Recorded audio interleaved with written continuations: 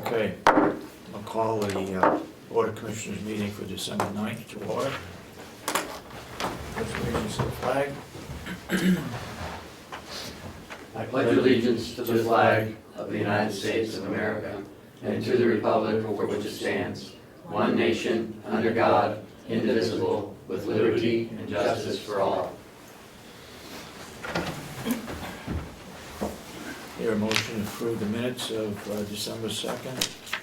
Make a motion, we approve the minutes of December 2nd as corrected. And the one correction that I know of I'll is second it. adding the young man's name that was here was wrong. I added it. Okay. You did. Yeah, it's a new set. Any further discussion on the minutes of December 2nd? All those in support of the motion say aye. Aye. Aye. So voted.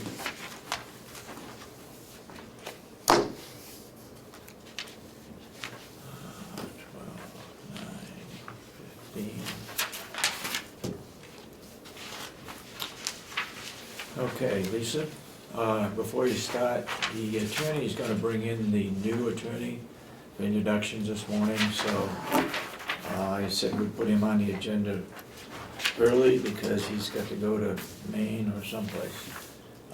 But anyway, Can we do public input, sir, first? I want public input. Public input, anybody? None. Okay. Go ahead, Lisa. I am here to ask the commissioners if they would like a transfer from the deeds equipment account, which was set up by the legislature to facilitate modernization,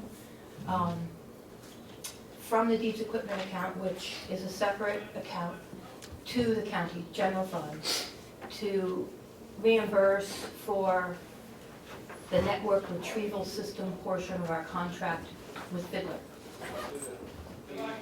It's a traditional thing that has been done, and $30,000 in the past has been transferred from the equipment account to the general fund of the county at the end of the year. And that any transfer out of this account requires both the commissioners and the delegation's approval, and that's why I'm here. I don't remember this being done. I'm not Oh, sure yeah. it formally was done, but by RSA it's required, so I'm here. Okay. The equipment account is that the what we refer to as a surplus account? Surcharge. Surcharge It account. is funded through a $2 surcharge on any recorded document. So it is the surcharge account.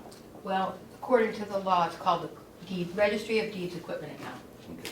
But it comes from the surcharge. Yes, it does. And you can see the numbers of what it currently holds. This year, 2 items have been spent from it. One by the fire register, which is a copier machine, and one for roller shelving, which is what houses our deeds books.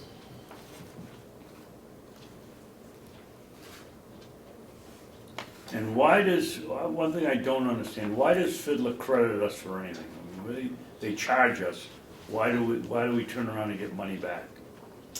Our contracts are based on volume, which no one knows what the volume of transactions will be. That depends on the market. Okay. And when there's high volume, we don't get credits. When there's low volume, we do. It's based on the docket count of dockets that are recorded. Docket is an instrument. Each instrument is charged out at a particular rate. It's all in the contract. Good. Thank you. Yes, but I've noticed that, and I know you didn't negotiate this contract as a 3-year contract, and we're halfway through it, something like that, if I recall. No, The federal contract? we just extended it 1 year, right? No. With Fiddler? We have 2, 3, 4 contracts with Fiddler. Oh, okay. The one that starts January 2016 is the internet account, and Right. that is not what we're talking about. It's a I 2-year understand. contract We're through the first year of it. We Right. have one more year to go. Okay, so that was my point, that you, well, maybe you did negotiate this contract, I'm not sure, but I guess the point is, right, you did, okay. But the point is that, from what I noticed, that this contract is set up with a minimum number of documents and a maximum number of documents Right. in this range. And we consistently fall below the minimum number. Some years not by much. Some years. But this year, we very good. consistently fell below Correct. the minimum number. So this, essentially, this credit is due to the fact that our actual copies are below the minimum. Our docket count is below the minimum. Yes. Right, so if we need to review this contract, I realize you're in the middle of it, Mhm. but it's gonna be coming due at the end of 2016. Mhm. And we certainly need to renegotiate the number of documents and the range, because essentially, we've achieved this credit because, as I recall, it's, I think, 8,000 documents is the minimum, and there's a range to 10,000, and we pay so much Per document. per document, but there's a minimum. Well, we need to maybe renegotiate whatever this minimum is, because we're not meeting the minimum from what I saw. I know I haven't been here forever, but from what I saw, we're not meeting the minimum yet, so we need to bring that down for the next time around. I agree, it's worth looking at every time we discuss the contract. There have been years that I've looked through and looked at the contract, there have been years that have been tight, that our budget would not cover all the dockets that were being recorded.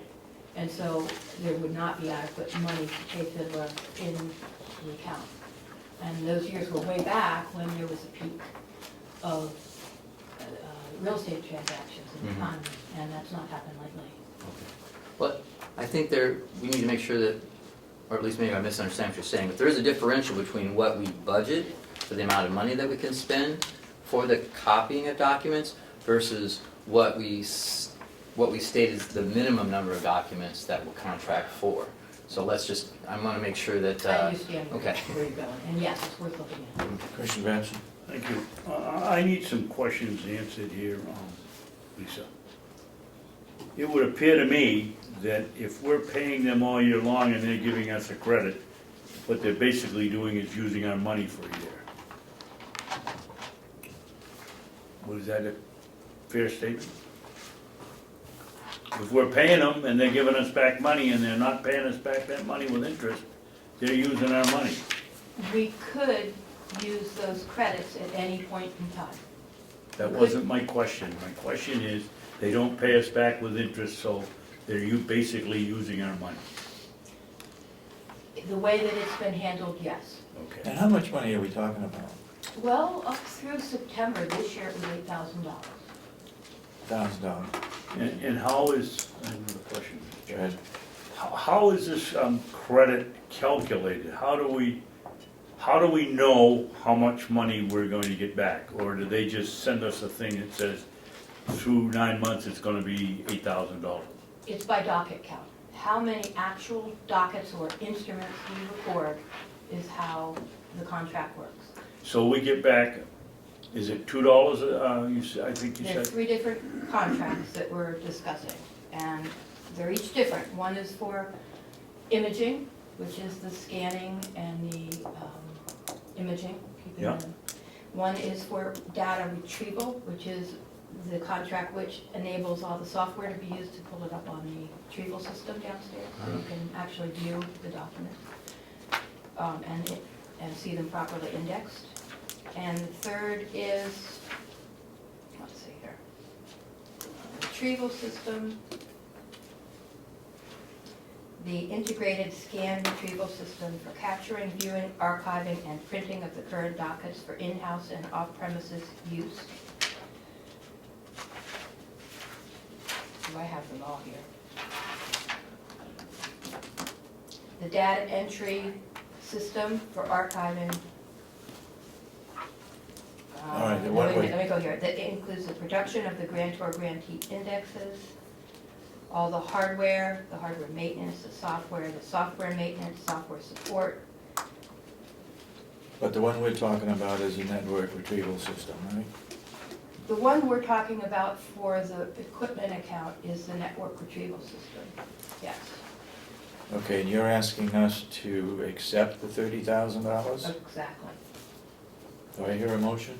No, well, I had one more question. Go ahead.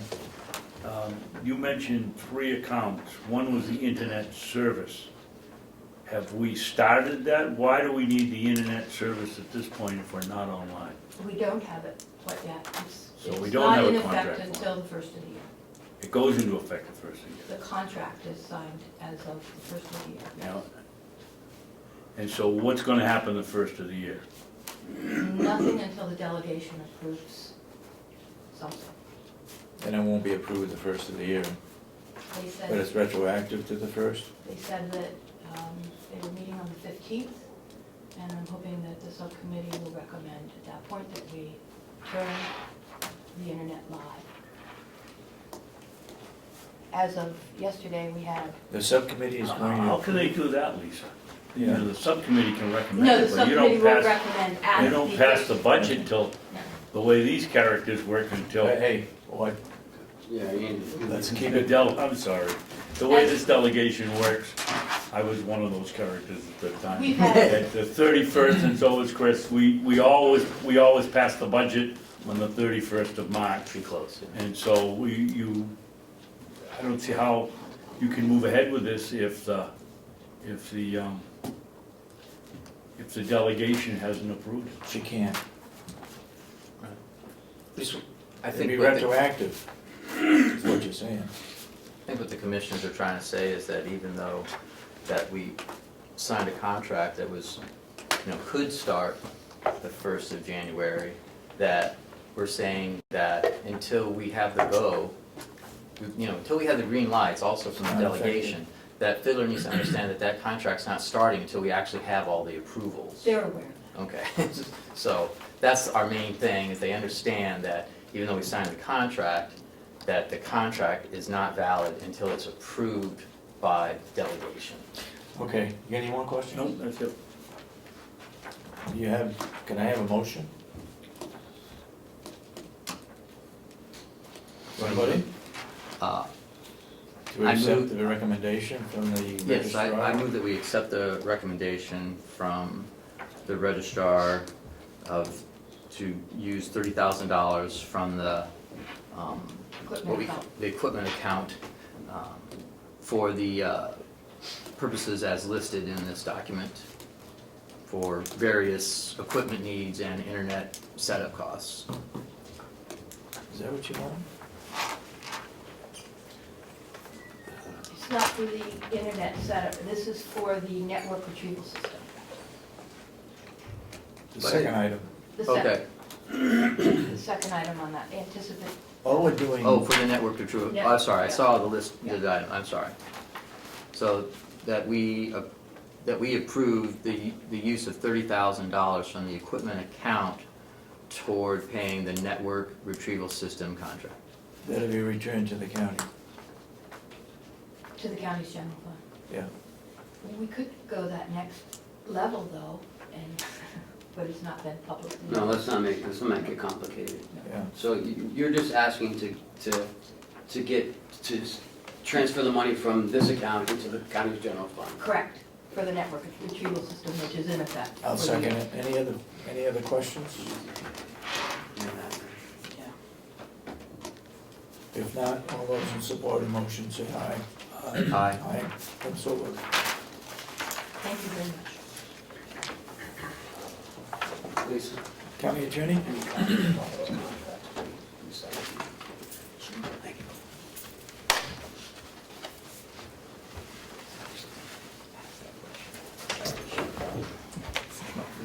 That's all right. Tom, did you get the copies of the? Yes, thank you, David. Hi, Chair. Yes, thank you. Yeah, I got that this morning. Thank you.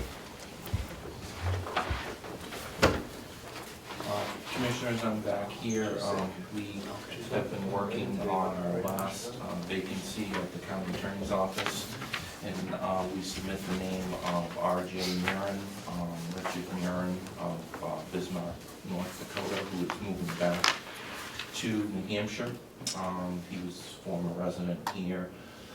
And we have, He's approved by the bar here also? yes, he is a member of the New Hampshire Bar, North Dakota Bar, and he is a prosecutor with the Burley County State's Attorney's Office in North Dakota. And has the requisite experience for this position. So I submit his resume, which I think you've seen before.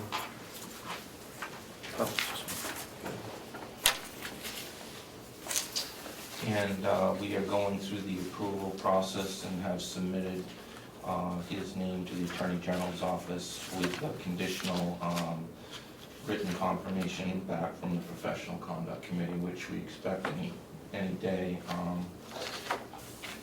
And we have checked out the professional conduct in North Dakota. Yeah. We've had a good response from those people and where he's coming from? Yes, there's, References? yeah, we conducted an interview, video to North Dakota, and we had one of the Attorney General's, Assistant Attorney Generals take part in that interview, and we were all very satisfied. Okay. So I propose that name for your confirmation. If that's okay, then we will conditionally hold that until we get the final approval from New Hampshire and the Attorney General's approval, which they've already called waiting for the professional conduct confirmation. That's about it. And he starts, He will start the last week of December, and he's making arrangements to move back at this time, and I guess has procured housing here in Carroll County.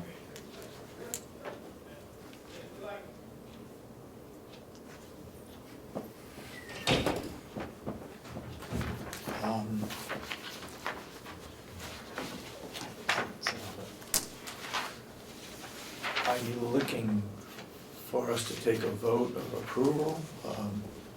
Or what are you looking for? Yes. Okay. Do I hear a motion to accept the county attorney's recommendation to hire R.J.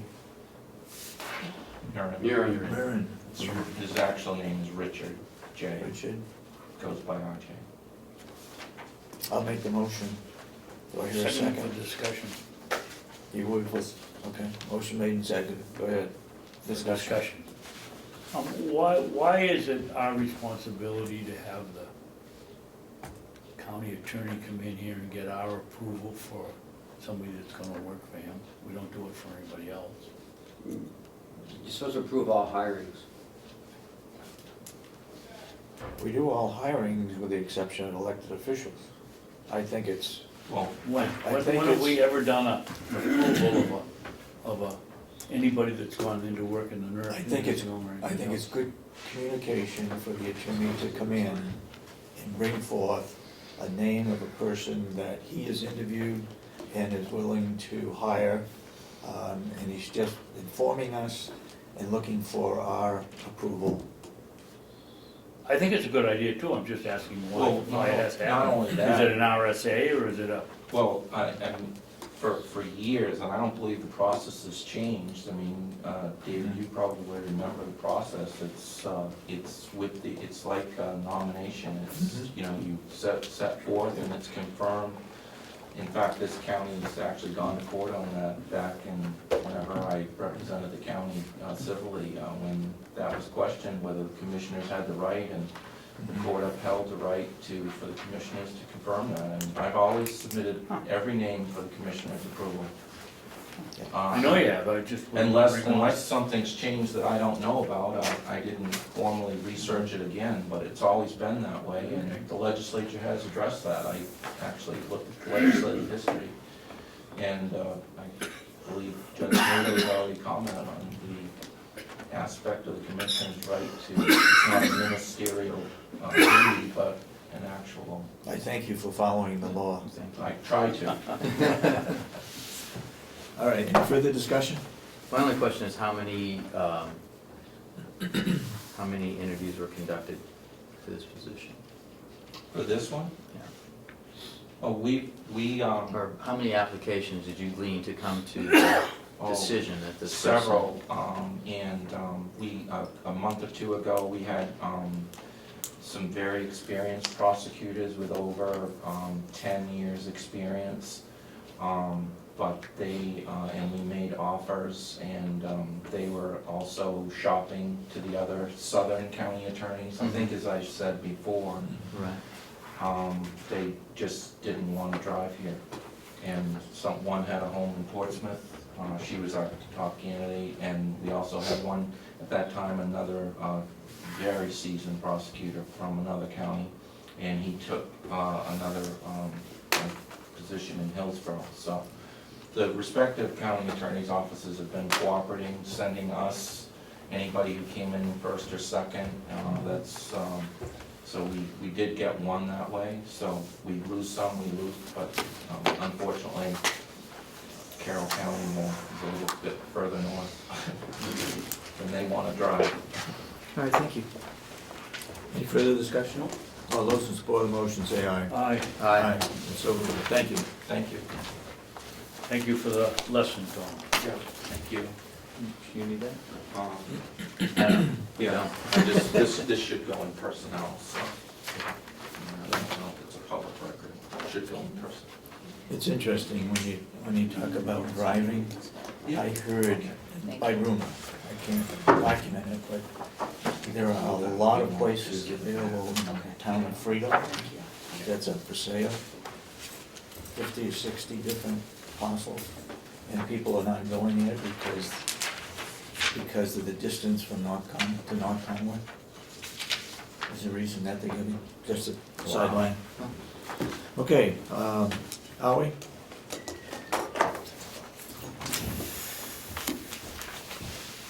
Good morning, Commissioners. Good morning. Good morning.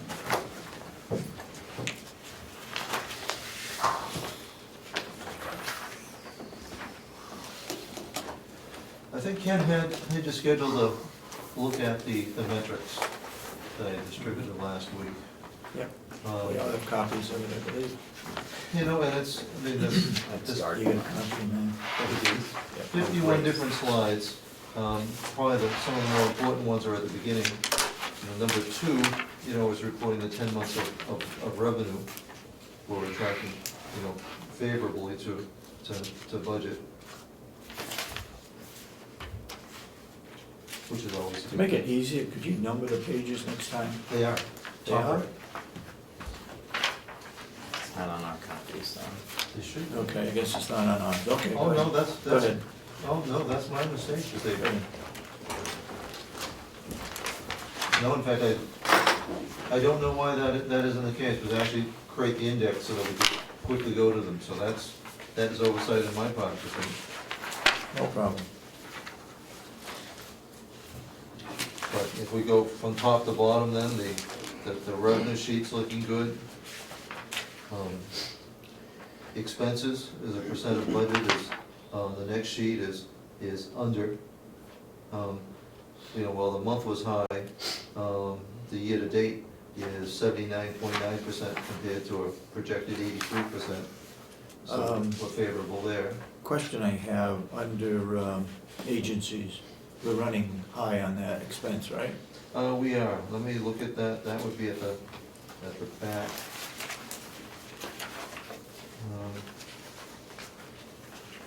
Now, what you have to look at with agency is actually, any agency, of course, is not good. But it's also balanced to the extent that increased agency use is almost always balanced by reduction in regular hours and reduction in overtime. It's not equal, because the cost per hour for agency is greater, but it's not total additional expense. It's greater expense than we want. But it's actually dropping now. It's where we're trending well.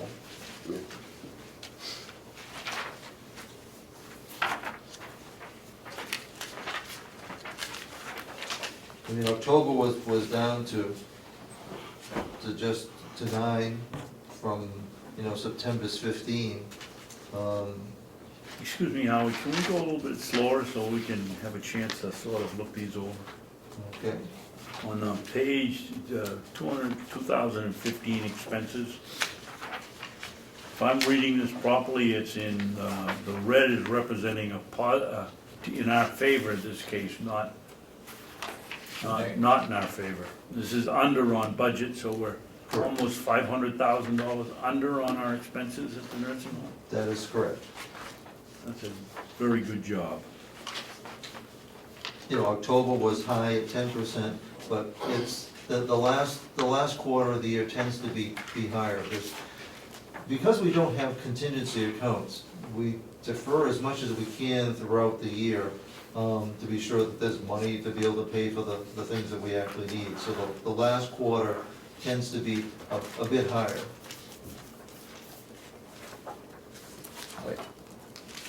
Howie, that kind of led into my next question, is that due to the fact that,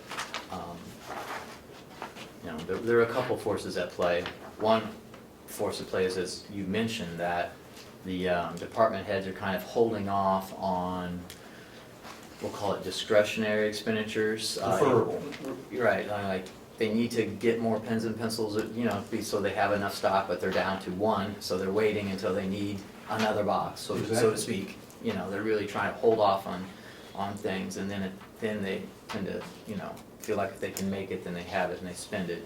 But there's also all the deferred labor expenditures from buying out the sick leave and, you know, paying that back. So I guess, That is the single biggest one. okay, so I think what I would like to see Yeah, go ahead. on this would be what we spent last year from 10 months and how much above or below we were on it. Because although this projects very favorable, and I still think you know, and you are doing a good job, but we may see that drain down quite quickly over the last month. And at the end of the month, you know, at the end of the year, find that numbers are really not as true. So do you see what I'm talking about? It's like we need to see. Previous period year to date, and previous period comparison to Correct, date. so then we could see, well, how much have we actually spent this year versus last year, and maybe get a comparison there, And and, that's a standard comparison that can be easily done. But the same thing could happen last year.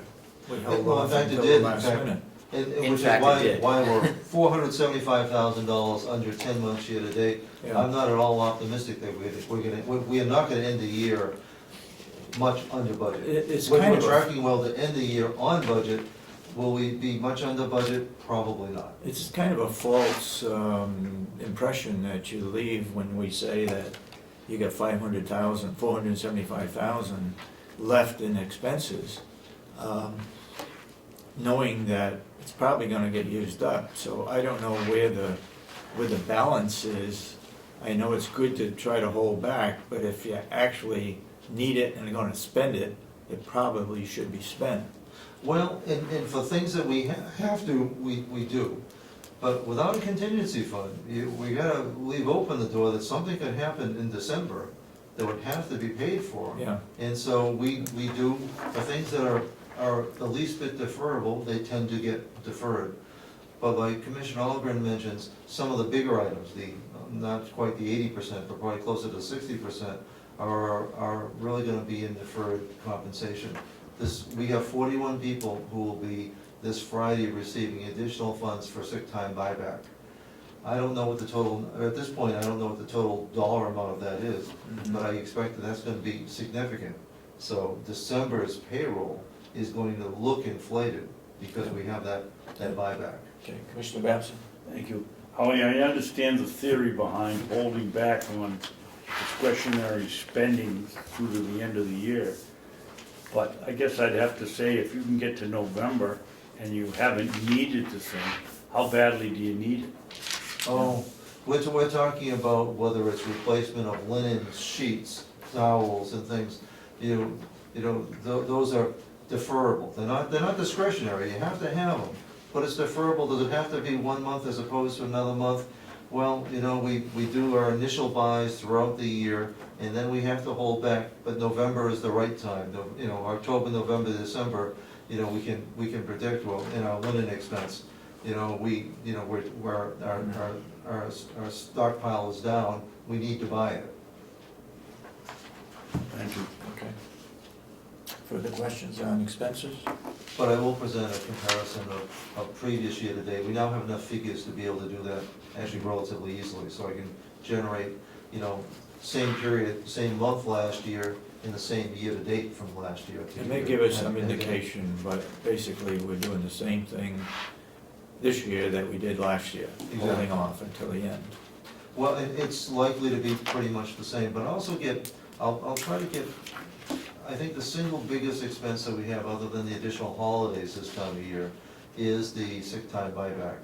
And I'll get some real figures for that, because I think that's a real eye opener. That's a major expense. Okay.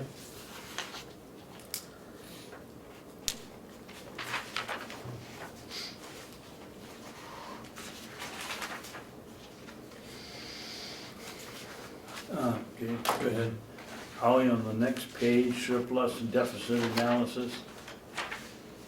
First column is 2015 and budgeted average expense, actual expense, budgeted average revenue, actual revenue, and deficit.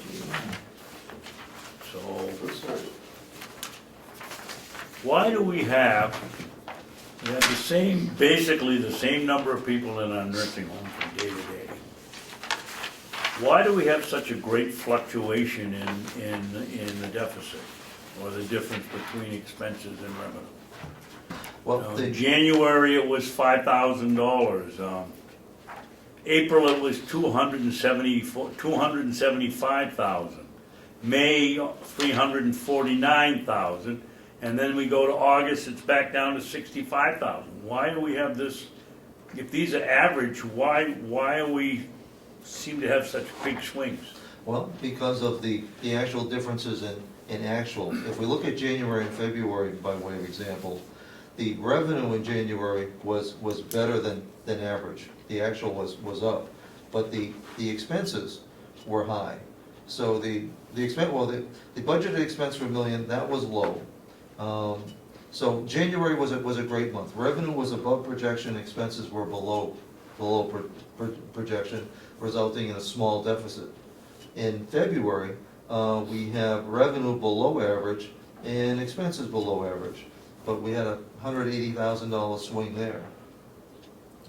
Our average deficit is Yeah, but so. why, Howie? I mean, we need the same, basically, the same equipment to operate the place, the same meds, the same amount of food. We have basically the same amount of people, give or take 1 or 2 a month. To me, this seems like a huge swing. Maybe Chris is an accountant, maybe he can enlighten me, but I'm surprised at the wide swing. Well, if we look at our actual expenses, our average expense is $1.1 million. The only real outlier ends up being October, which is high, and January and February, which are very low. During January and February, during that first quarter, we're actually operating without a budget. The budget actually isn't approved till March 30th. So we go very limited expenses if we can for the first quarter. You can only Yeah, but expend you- on what was done the previous year. Exactly, so it's very discretionary, we're limited to essential expenses and no discretionary or deferrable ones. But yet, those are 2 or 3 of those months. One of them is in one of the top 4 deficits. You'd think if you weren't spending the money that the deficit would be smaller. Well, except for the revenue.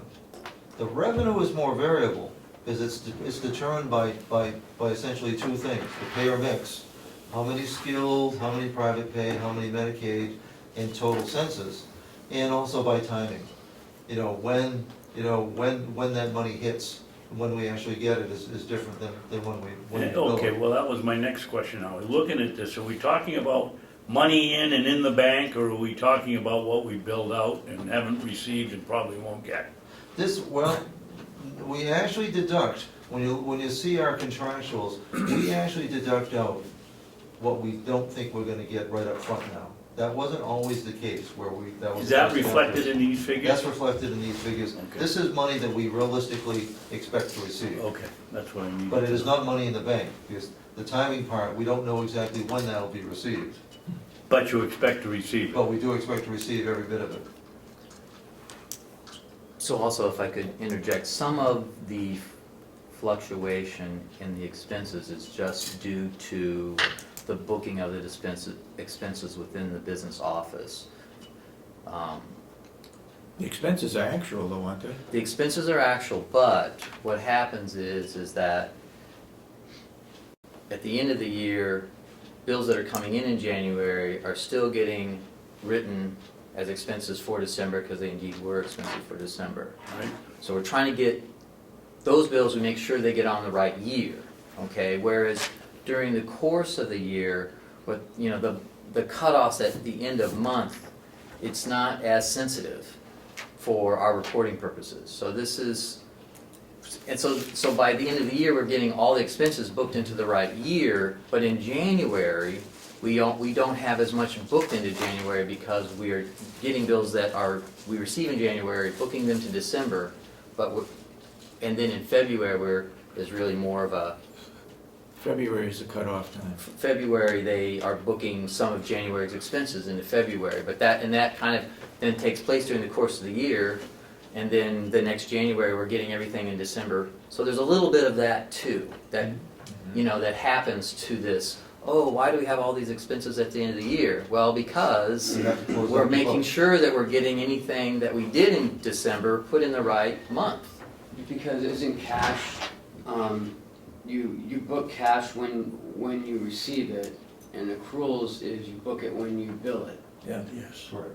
right? Is that how it works? Yeah. Right, and so, this is how it was explained to me through our business office, so that is part of it, that we need to get the right expense in the Yeah. right year, and that's critical. Yeah. But putting the expense in the right month is not as critical.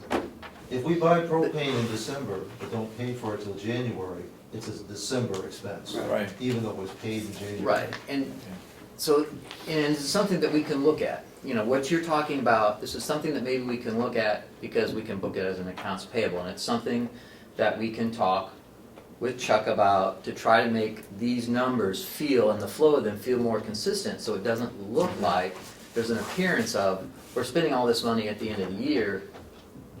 You know, I mean, how come we're spending so much money when it's really just more of a time flow and booking process? Because if you look at January, it's always light. Mm. In 2 months a year, we're always gonna have a problem. Because 2 months, and I'm never sure, we can never be sure which 2 months it's gonna be, we get an extra payroll. We pay bi-weekly. Yeah. So we have, you know, we have 52 weeks, 48, you know, and so we cut it in half, there's gonna be 2 months where we're gonna be picking up an extra payroll. Well, And that's significant. and if you look in October, that's when we had 3 payroll periods in October. And So that's- that makes sense. And that's a big, that'll end up being a big jump, and it won't always be October to October, so even when we do the month and year to date, but that's still a good metric for us to have. Commissioner Babson? Chris, I think I heard you say you were astonished or something about the actual expense and the deviation. Why do you say that? Looking at this, I'd say that's a lot more consistent, with the exception of January and, well, February too, it's getting up there. It's far more consistent than the overall deficit. Why would you say that that's a problem? Or what you said? I guess what I'm trying to say is that it's typical that we have low expenses in January and high expenses in December because of the way the business office is booking it to be in compliance.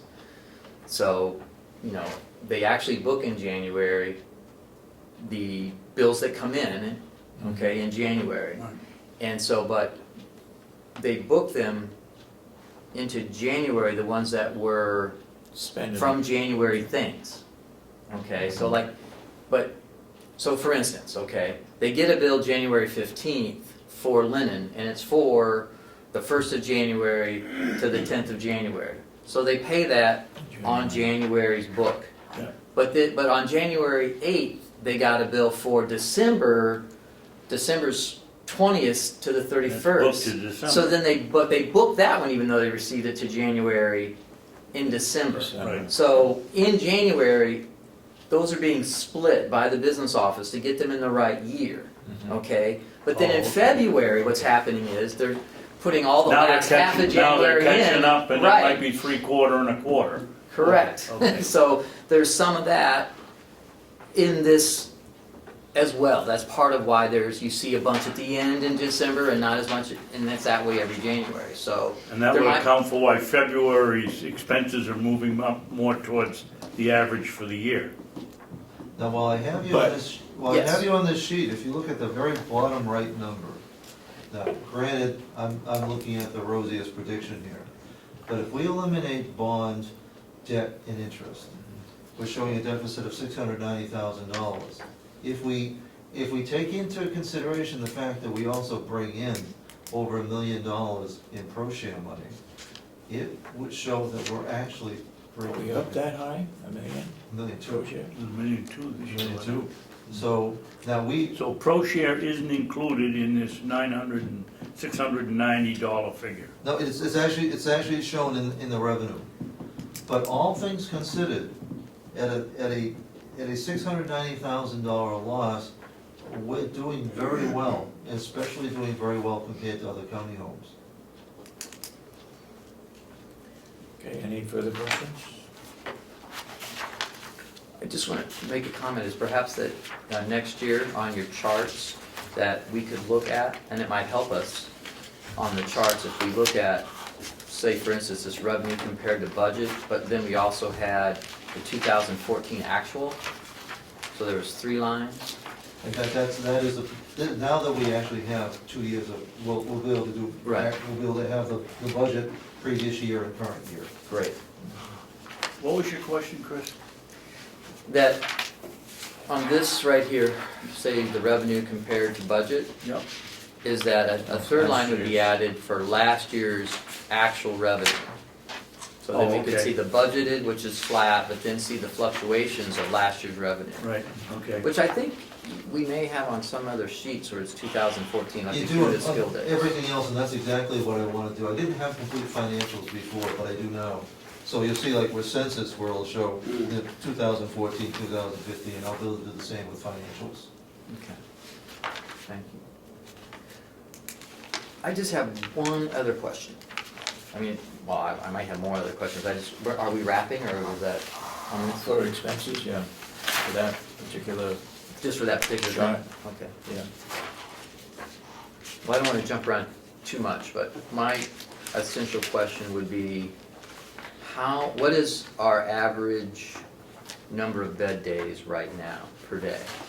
I think it's in, it's chart in there, I think. Okay, let's get, rather than guess.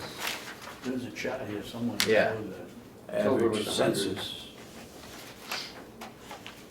by month 11 and 12. 11 and 12. And since there's That's, no census numbers on the report. page. right there, you got it, Census report. 2014 versus 2015. Yeah, that's going to be. All right, so our average total census is 100. Census report. 0.3. I know, I'm just marking the pages down there. Year to date, 100.3. Okay. All right, Compared to 898.6, same period last year, 98.6. and 100.3 this year. That's- So we are up, Yeah, if you look at the very 100.3. top line, we're up, the change from 2014 is, we're up 508 bed days, or 1.7%. Okay.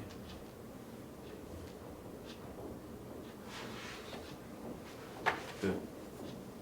Yeah, private census is up too, Yeah, since last year. and we've done absolutely nothing to encourage or promote that. That's fallen right into our laps, which is wonderful.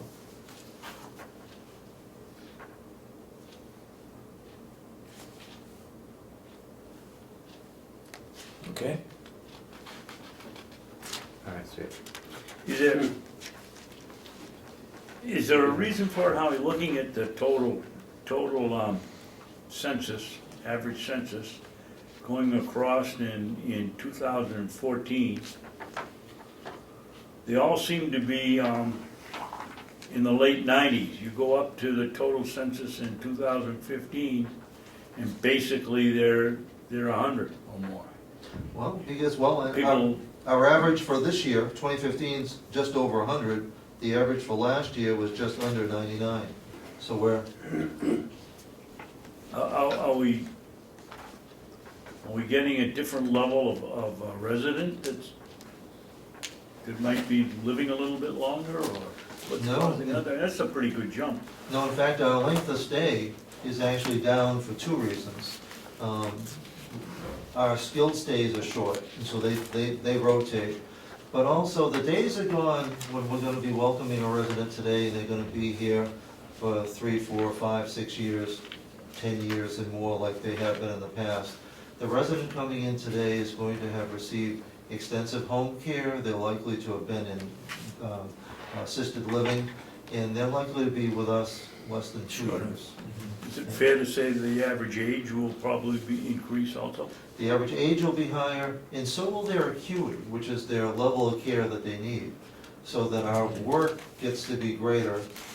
It also creates that, and we have other charts to show that our number of admissions are going to be greater. Our census, we're doing well with our census, but it takes far more admissions to maintain that census than ever before.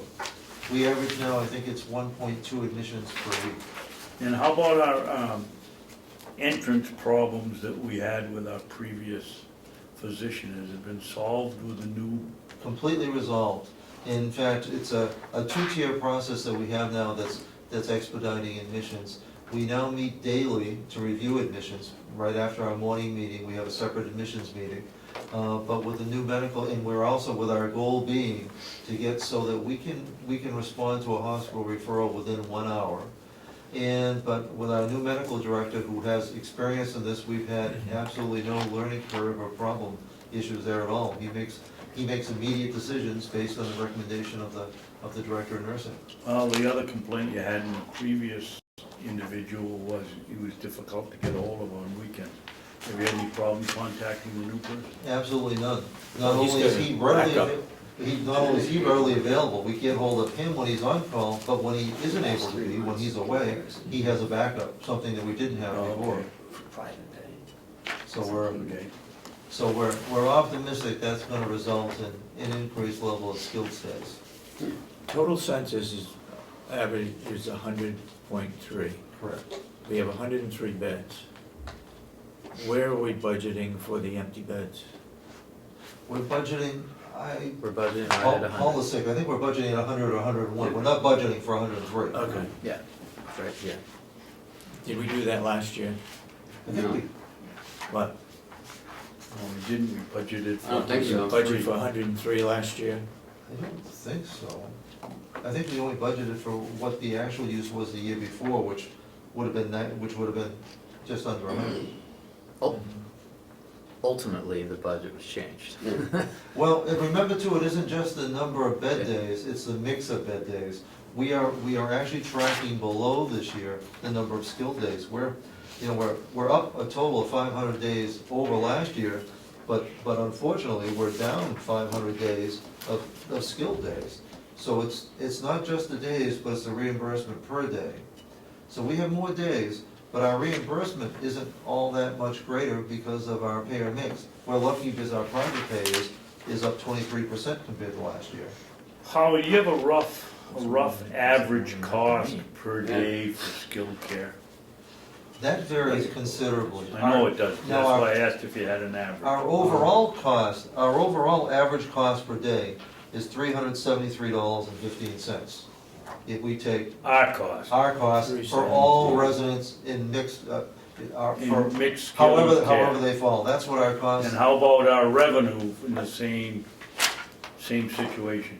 Well, our When we revenue get back, my understanding is that's what we pay out and Genesis pays us back for the, or they get the money and we get to keep what the difference is between what they've charged us and what we get back from Medicare. we might, for discussion, we would hope as a reasonable target that our daily rate for skilled, with the part that we would keep would be in the $500 to $700 range. So 370 versus 500. Correct, which is why it's favorable to us. Where on the Medicaid rate, where it could be $280, we lose per day. On skilled, we win, and even on private pay, we're closing the gap, but our private pay rates are actually below our cost. That $340 that was approved for new people coming in, it's still below our cost, but we're closing that gap. So it's a big step up from where we were 3 years ago, Yeah, where we were at $275. okay, moving on.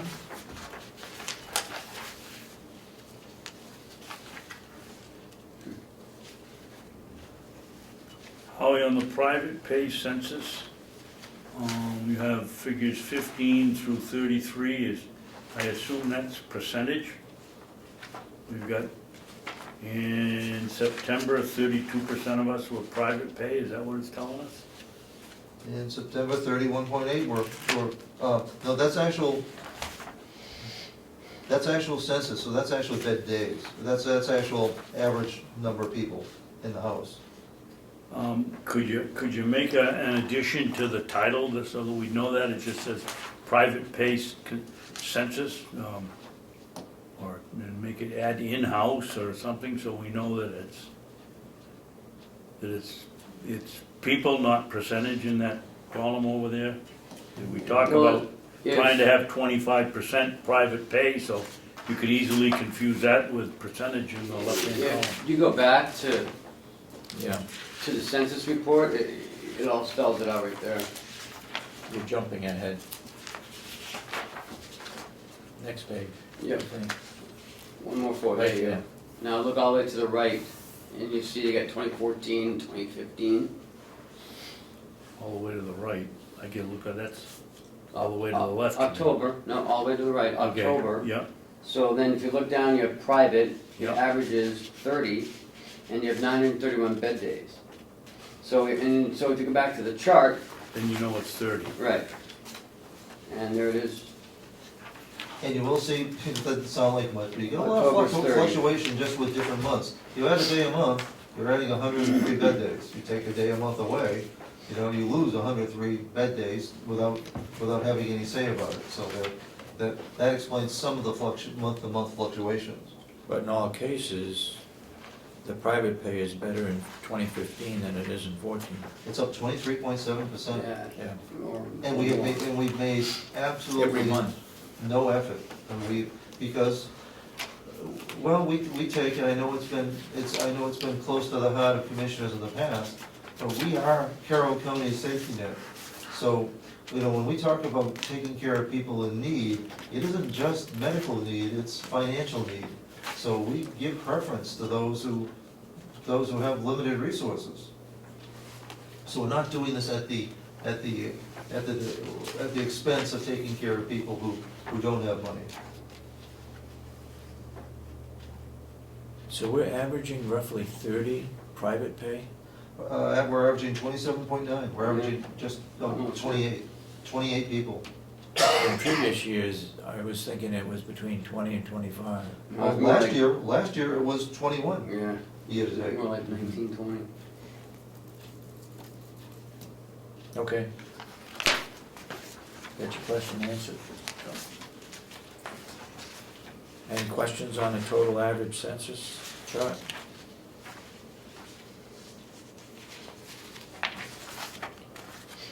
Skill census chart?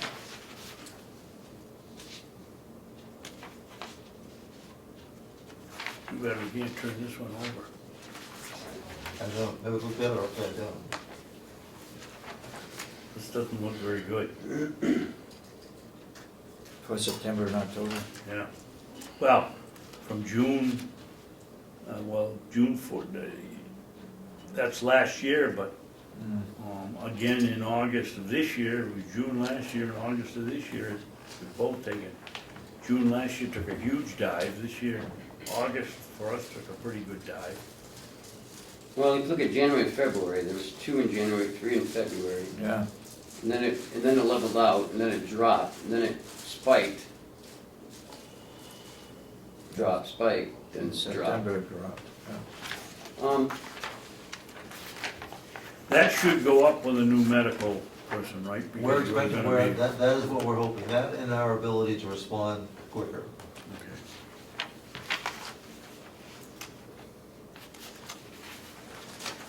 Medicaid census, And why is that down this year? No reason that we can explain, because we actually give preference to applicants. Well, skills down, Medicaid's down, but private pay's up. yeah. Yeah, look at private pay census.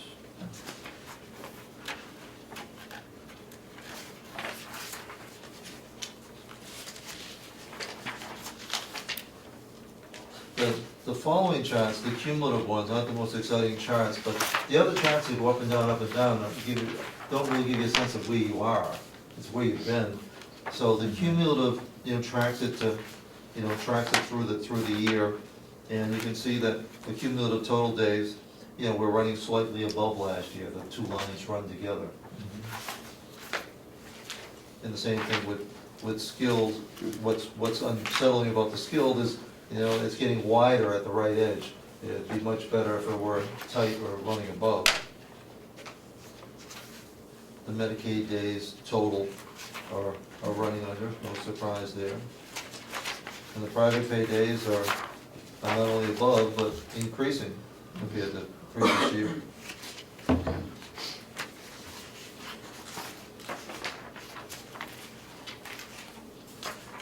The November 30th chart on admissions, will show that, year to date, we've had 59 admissions, of whom 27 have been skilled. We've had 58 discharges, of whom 44 have been deaths and 14 have been discharges to home. That was a request of Commissioner Babson that we separate that out, so we have that. It shows that 24% of our residents that are discharged to home, which is almost a surprising figure to many of us. I mean, we're a skilled bed will be essentially used 4 or 5 times during the year, where a long-term care bed will be used once.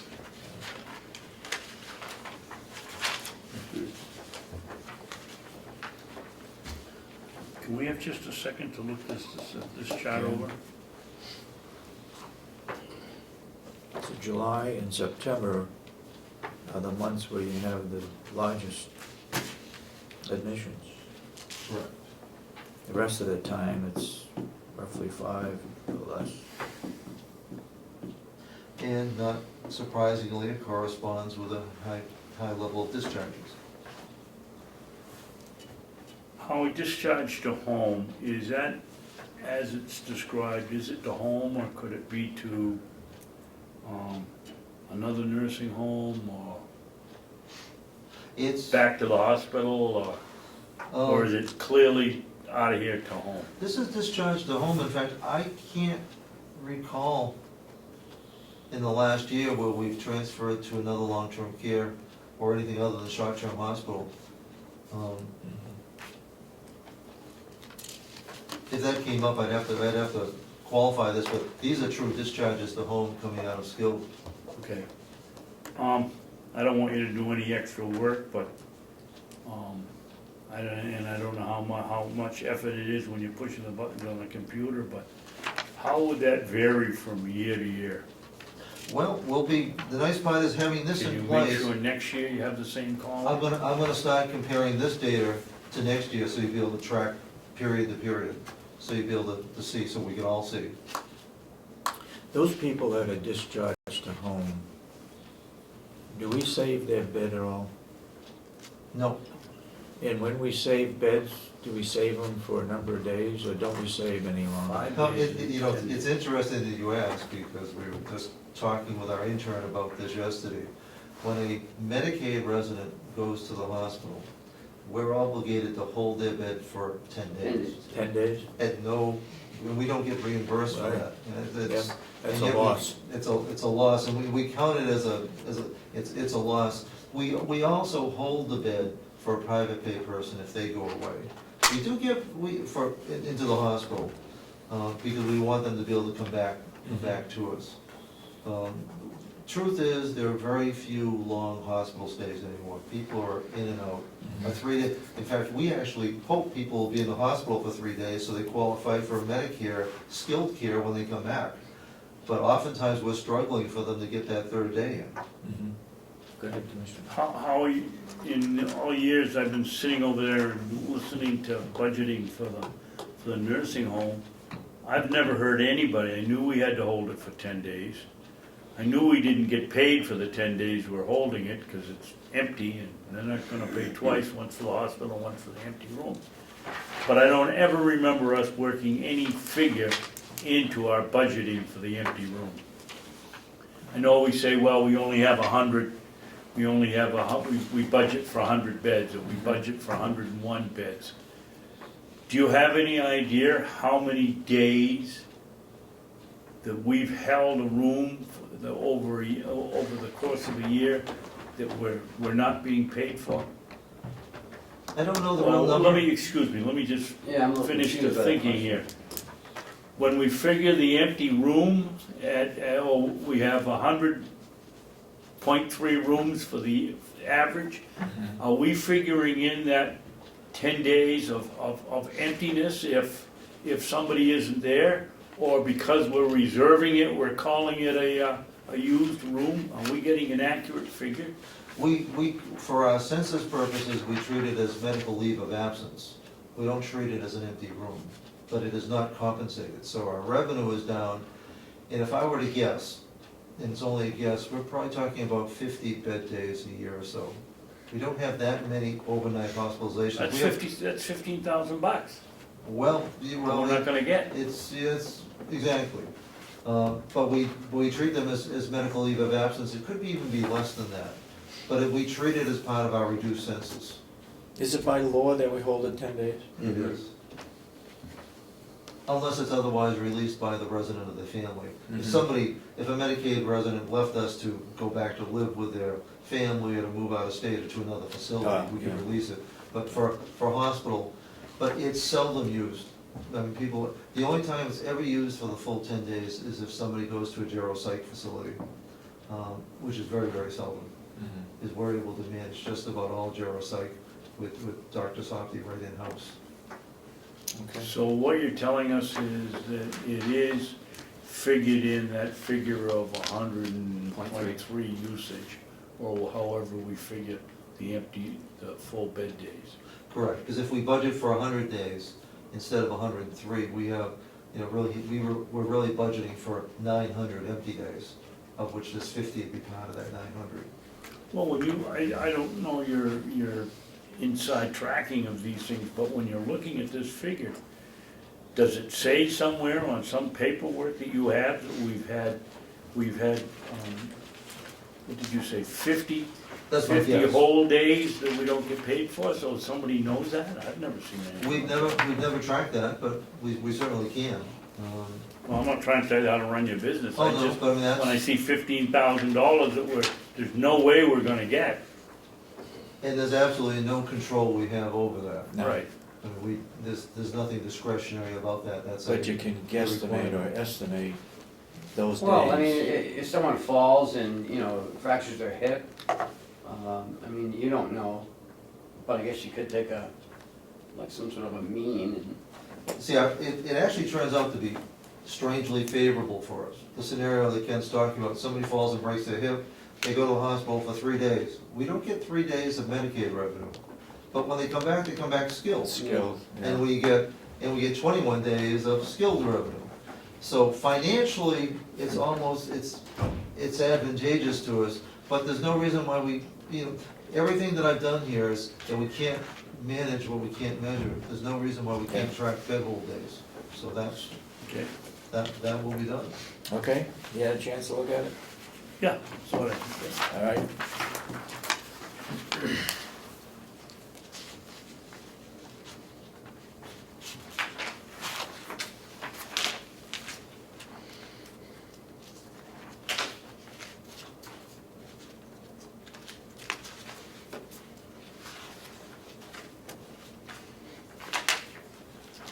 Howie, Yeah, when did you raise, in the cafe, you raised prices this year at some point? Do you This remember year? when? well, Rob tries to do it on a moving basis. Anytime he senses an increase in either his costs or when he's aware that we're way behind the market. Yeah. So that it's, we don't have a November 1st, all prices are going up 20%. Yeah, but do you remember when he changed the prices this year? Well, it would have been, he changes it on individual items. Oh, Now, I there is thought a, we had a 5 or 10% increase. I thought the delegation in their subcommittee had suggested a 5 or 10%, a 5-6% increase back in March. I thought we put it in effect somewhere around April. to say because there's, the sales per day in May went up, and I'm just wondering. there was a sales, In March and April went up too, so. well, we saw a big increase when we stopped providing free staff meals. But if we were looking at what probably the better metric there is gonna be the average sale price. And if you look to about the 10th column over, the average sale has gone from January from $1.77 to October to $2.88. Okay. So that's, now it could be people buying different things, of course, or it could be a greater cost for the things that people are buying.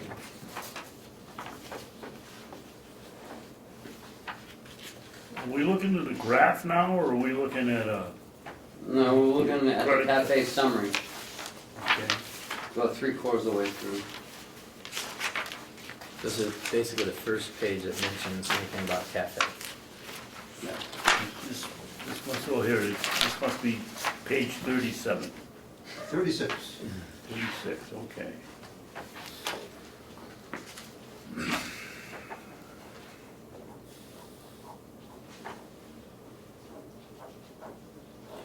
Well, we've increased the average sale from January to October, almost $2,000 a month, not the average sale, but the total monthly sale, almost $2,000. Well, the single biggest reason for that is when we stopped providing no-cost staff meals. Okay. So there's a reason for that. That would explain the jump in May and July. Are the credit cards paying off? They are. When you look at credit cards, credit card is 28% of our total sales dollar-wise. And let's see. What happens, what credit card sales do, when you look at, well, let's look at it here. The average credit card sale is, let's look at October. The average credit card sale is $3.71. The average cash sale is $2.64. But what is the cost of the credit card sale? It may be, I can't imagine it's too big, but it would certainly bring the figure down. Well, it does, I mean, it's, on the typical sale like that, I believe it's something on the order of about 12 cents, Okay. which is relatively high as a percentage, but in the food business, if you can increase your sales to the customer by that much, well, it's kind of well, in these days, it isn't just a matter of even driving the cost. You guys probably don't have cash in your wallet. And this has nothing to do with how much money somebody makes or has. There's a whole group of people out there, millennials, who don't know what cash is. Doesn't matter how much they have. They just don't carry cash. Yeah. My wife is one of them. I mean, I would be embarrassed to charge $3 at McDonald's. That's what my wife does. People don't carry cash. Careful It isn't now, because this they is can't pay recorded. their Your bill. wife can be watching this, I just Well, I want know. to warn you. I say the same thing to her too, but she just never, I mean, there are people who don't carry cash. That's a fact. It isn't, so if we didn't do credit card, we would be considerably cutting into our total sales. Not because it isn't a matter of people borrowing the money, it's a matter of people just not carrying cash these days. So it's an unfortunate cost unfortunate but necessary cost of doing business these days. Representative Avellino, who's been in the business and obviously has far more knowledge of the restaurant industry than I'll ever have, suggested that we're paying too much for our credit card. Have we straightened that out? He's worked with Rob, and Rob is, yeah, We're getting it down? What hurts us relative to a typical business is our, you add in for our total sales, we have one fee that's associated with our credit card, that's a basic monthly fee of, I think it's $45. Well, in a real business, in a restaurant, that gets distributed among thousands of sales. Well, for us, it gets distributed among just hundreds of sales, so it drives our per cost transaction up disproportionately. So Lino's exactly right to look at the problem, and we're still looking at whether or not the arrangement we have is still the best possible one.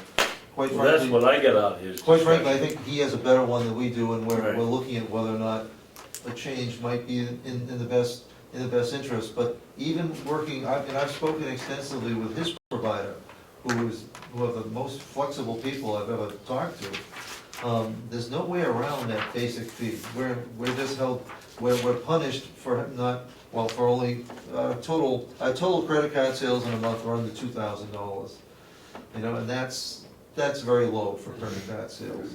And if you have, so for us, that $40 spread over $2,000, it's a bigger, it's 5 times the percentage than it is for, say, Lino. Are we paying taxes? We are, and it now shows, and I forget who requested that, I still have to recover the previous months.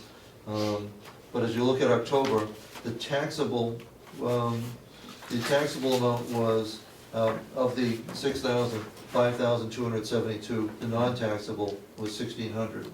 What makes it non-taxable, under $1? No, it's whether you, how it's prepared, or? whether it's if it's prepackaged, if you buy a soda, it's not taxable. If you buy a cup of coffee, it's taxable. And that is separate, are you able to separate that out? We have At the to. cashiers? Yep, we have to. And of course, the goal is to charge is, you know, to put as many things as is legal into the non-tax category. To save the customer money. But about 24% of our sales are non-taxable. We have a line item in the budget where we pay that? No, I think it's netted out, which isn't to say that's the best way, that it was the way that the accounts were originally set up. Whether that should be, one could argue that the tax paid is not an expense to Carroll County. It's a tax, I mean, it's an expense to the Tax to the Right, tax. customer. And so Yeah, that we just while hold we that pay it, tax. it's not really an expense, we collect it, but we don't, it's not, it wouldn't be our expense. It's not part of our income or part of our expense. There's, And Howie, what sales taxes percentage are on never here part of your revenue. you don't show? And we shouldn't. You show get to it. keep 3 or 4% of what you collect to cover your costs for collecting it. Where does that show? Oh, for a credit card? Yeah.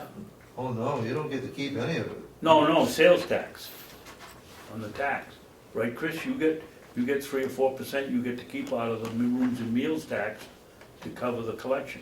He's gonna say that on TV.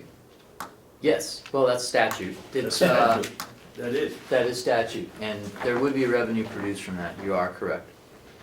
I mean, there Where does is that some show? revenue that's coming back from that. I mean, when you get into the minutia of it, is that, yeah, you get, yeah, that'll be today's word. It's 4%. Sorry. It's 3%, isn't it, Chris? It's As I recall, 3%, yeah, it's 3% of the tax Of what you collected, collect. of what you collect. So, That's, there is a small amount of money that probably you should make sure gets accounted for properly. So 3% of 5,200. Yep. so this would be a county category state kickback. Yeah, it'll be under what's Taxable. taxable. Take 3% of that. So it's $150. Okay, that I didn't know, so that That's we, $150 a month. No, oh, is that, no, that's That's a month figure, October. He's only. Yes, he's right, so he's it's only 12 paid- times, Oh, yeah. 12 times that. Our taxable sales were just over $5,000. Yeah, well, hold on, whoa. Taxable, that's your taxable sales, not your tax. Correct. So if your taxable sales are $5,000, you times that by .09, and you get $450, and you times that by .03, and you get $13.50. Let's not spend it all in one place. Okay, We so, got a whole $150 Per month. at the end of the year. Yeah. right, $13.50 per month is what we're talking about. And that's with a big month. Yeah, so I mean, it's not $150. It's like, So- boy, if you guys are getting $150 a month, I could live off just what I'm getting back in that I would say, tax. I don't think- I know that's not possible. But I don't think we budgeted for that additional revenue, because I don't know that we were even aware that we did, so. Yeah, I mean, somewhere buried somewhere, that all right. could be in the business Cafe office. sales are on the The increase, business office could be taking care of that without anybody. all right? Cafe sales are on the increase, the next chart. They are. They're trending very well. Why is that? Well, the large part is the biggest jump, of course, is from the beginning of the year to the middle of the year, and that's when the staff Yeah. started buying Yeah. meals. But even in July, Well, July on, it's up. that's when I first came, it was in July, so. And A you're. lot of fruit, the fruit sales. Buying a lot Yeah. of food over there, so. Probably going up. And we actually, we hope for, big jury trials, so we get Yeah. jurors over here, so. Maybe we could advertise. So do they walk over here and get the food, or does someone come get it, or do they order it? They usually walk in. Oh, yeah? I don't know whether they drive over, I don't know how they get over, whether they walk or drive. I don't know if a bailiff came and got it, or if they, They're usually not so If questioned. they're not sequestered, they just come over. okay. Let's look at unscheduled absences. Yes. We're running roughly 4 point something average. 4.2% for the year. Now, A day, But it is. a month. Well, a week. dropping little a bit. month. Yeah, But January, February, is Overall. food season. It's the holiday. so what is happening Snowstorms. to those people that didn't schedule an absence? Well, unscheduled It's a call out. absence is typically sick time. I mean, it could be personal time. Okay, It's bereavement time. okay, all right, gotcha. It's way higher than we'd like it to be, because it results in overtime. It's the main cause, of course, for agency. So when you categorize unscheduled absence, though, you're looking at someone who calls in. They were supposed to be there. Right, it's And not for somebody who's on Yes. 3 months maternity No, it's FMLA, not that's vacation. a schedule. It's not vacation, it's not, now, it's interesting there are two kinds of FMLA. There's the typical kind that we all think of, that somebody takes a maternity leave and they're gone for 12 weeks.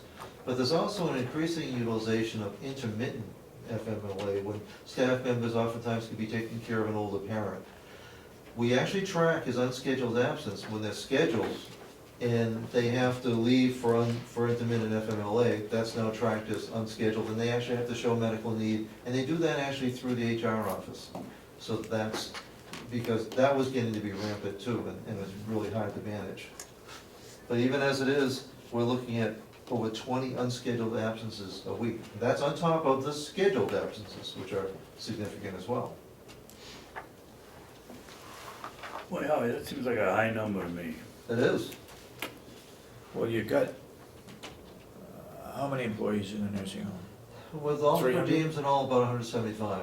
175. Then it is high. A better rate would be somewhere, So 10% of the people aren't taking unscheduled leaves. well, a better rate would be somewhere around the 2% level, would be where Yeah. would like to be. I mean, that would be more typical. What is making it more, more easily, making these unscheduled absences easier to take? Our own policies. I mean, quite frankly, we have a very generous sick time policy. If you provide 12 sick days a year, people can use 12 sick days a year. Some people, like the 41 people who'll be getting supplemental checks this week, don't.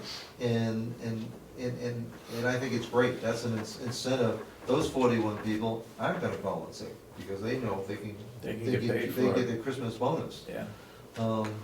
But if you don't, you have 12 days. How Plus is bereavement it, days. is there a way to establish a policy where we have an increasing bonus for people that don't take their sick days? I To maybe give agree. them some kind of more incentive to, we don't want them to come work sick, especially with old people, frail people in here. But to just have a little sniffle and stay home and, yes, Ken? We're gonna address that next week with HR. We wanna talk about maybe a new policy or, so. Okay. We spoke Well, we have about to get it that, by the union for, also. Well, I'm talking about non-union first. Okay. we spoke about that briefly at our staff meeting this morning, and it was brought up that in the old days, the problem with the present policy is that when you're in it, the 41 people, it benefits the 41 people, but that still leaves the 120 people out.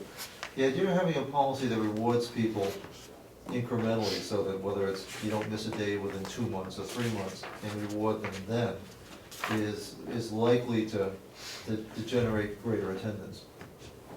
How, is there a way for you to break out on these unscheduled absences, how many are union and how many are non-union? I don't know that you wanna make a big public statement, but I think if we're gonna go forward and try to figure out a policy that might entice more people to come to work instead of staying home, it'd be nice to know whether we're gonna have to deal with a large percentage of the union or a smaller percentage of the union and just non-union. Well, the short answer is we have very few non-union personnel, so clearly the vast majority are Okay. union. And we're really just a handful of people who are non-union. I think it's 21, 27 people in total. Let's look at terminations. Well, if you look at new hires, it's down in October, but terminations are up. Yeah. So I'm a little confused about that, Howard. Oh, we didn't hire as many new people, but we terminated one. Now, So we short? oh yeah, we're short, but we're not really short because of the terminations. By far and away, the greatest number of terminations are people who are per diem. In fact, and I can actually speak, when. I was wondering why we didn't see the terminations, but it's a case where for diems, you just don't hire them back. They just don't show up. Oh, Just process the no-call, no-show. People take the per diem thinking they're gonna wanna work, they find another job, and then they just don't bother. yeah. So the terminations are not by full-time equivalents, it's actually a head count. I processed 4 yesterday, and 2 are people who didn't barely show up for their first shift, and 2 found jobs the second weekend after they were here. So they didn't leave a dent in our vacancy rate, but they're not available to us to help solve the problem. Okay.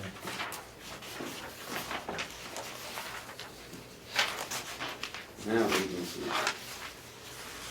Is anyone like maybe the DON talking with community colleges now that have dropped nursing courses? Well, they've only dropped the LPN. The LPN's dropped, but we're working closely with White Mountain Are you? Community College. Because they dropped it, didn't they? They dropped their LPN program, but they now have an RN program. Right. And we're working with them with both LNA and MNA training, in fact, they're in there today. So we'll also be running our own LNA program, but we're also working collaboratively with them. Okay. Howie, could I ask you on the nursing agency use to make a couple of adjustments in the chart? You have on the left-hand column, you start with November. I'm assuming that's probably 2015, but then you go over to the right-hand column and you start with January, so it's inverted. Or else the months are inverted. Same data though, Yeah, it's the same. it better be, it is. Yeah, they're similar. So what's the purpose of it? Makes the charts work easier, but it doesn't have to be presented this way. It has to be, I can move that whole, I can move one or the other out of view so that you only see one, because it is the same data. Now, Howie, is this shifts or is this people? Those are shifts. Shifts, okay. And they're all, in virgin, I haven't seen a part-time, I haven't seen anything other than an 8-hour shift since forever, so these are full shifts. Okay.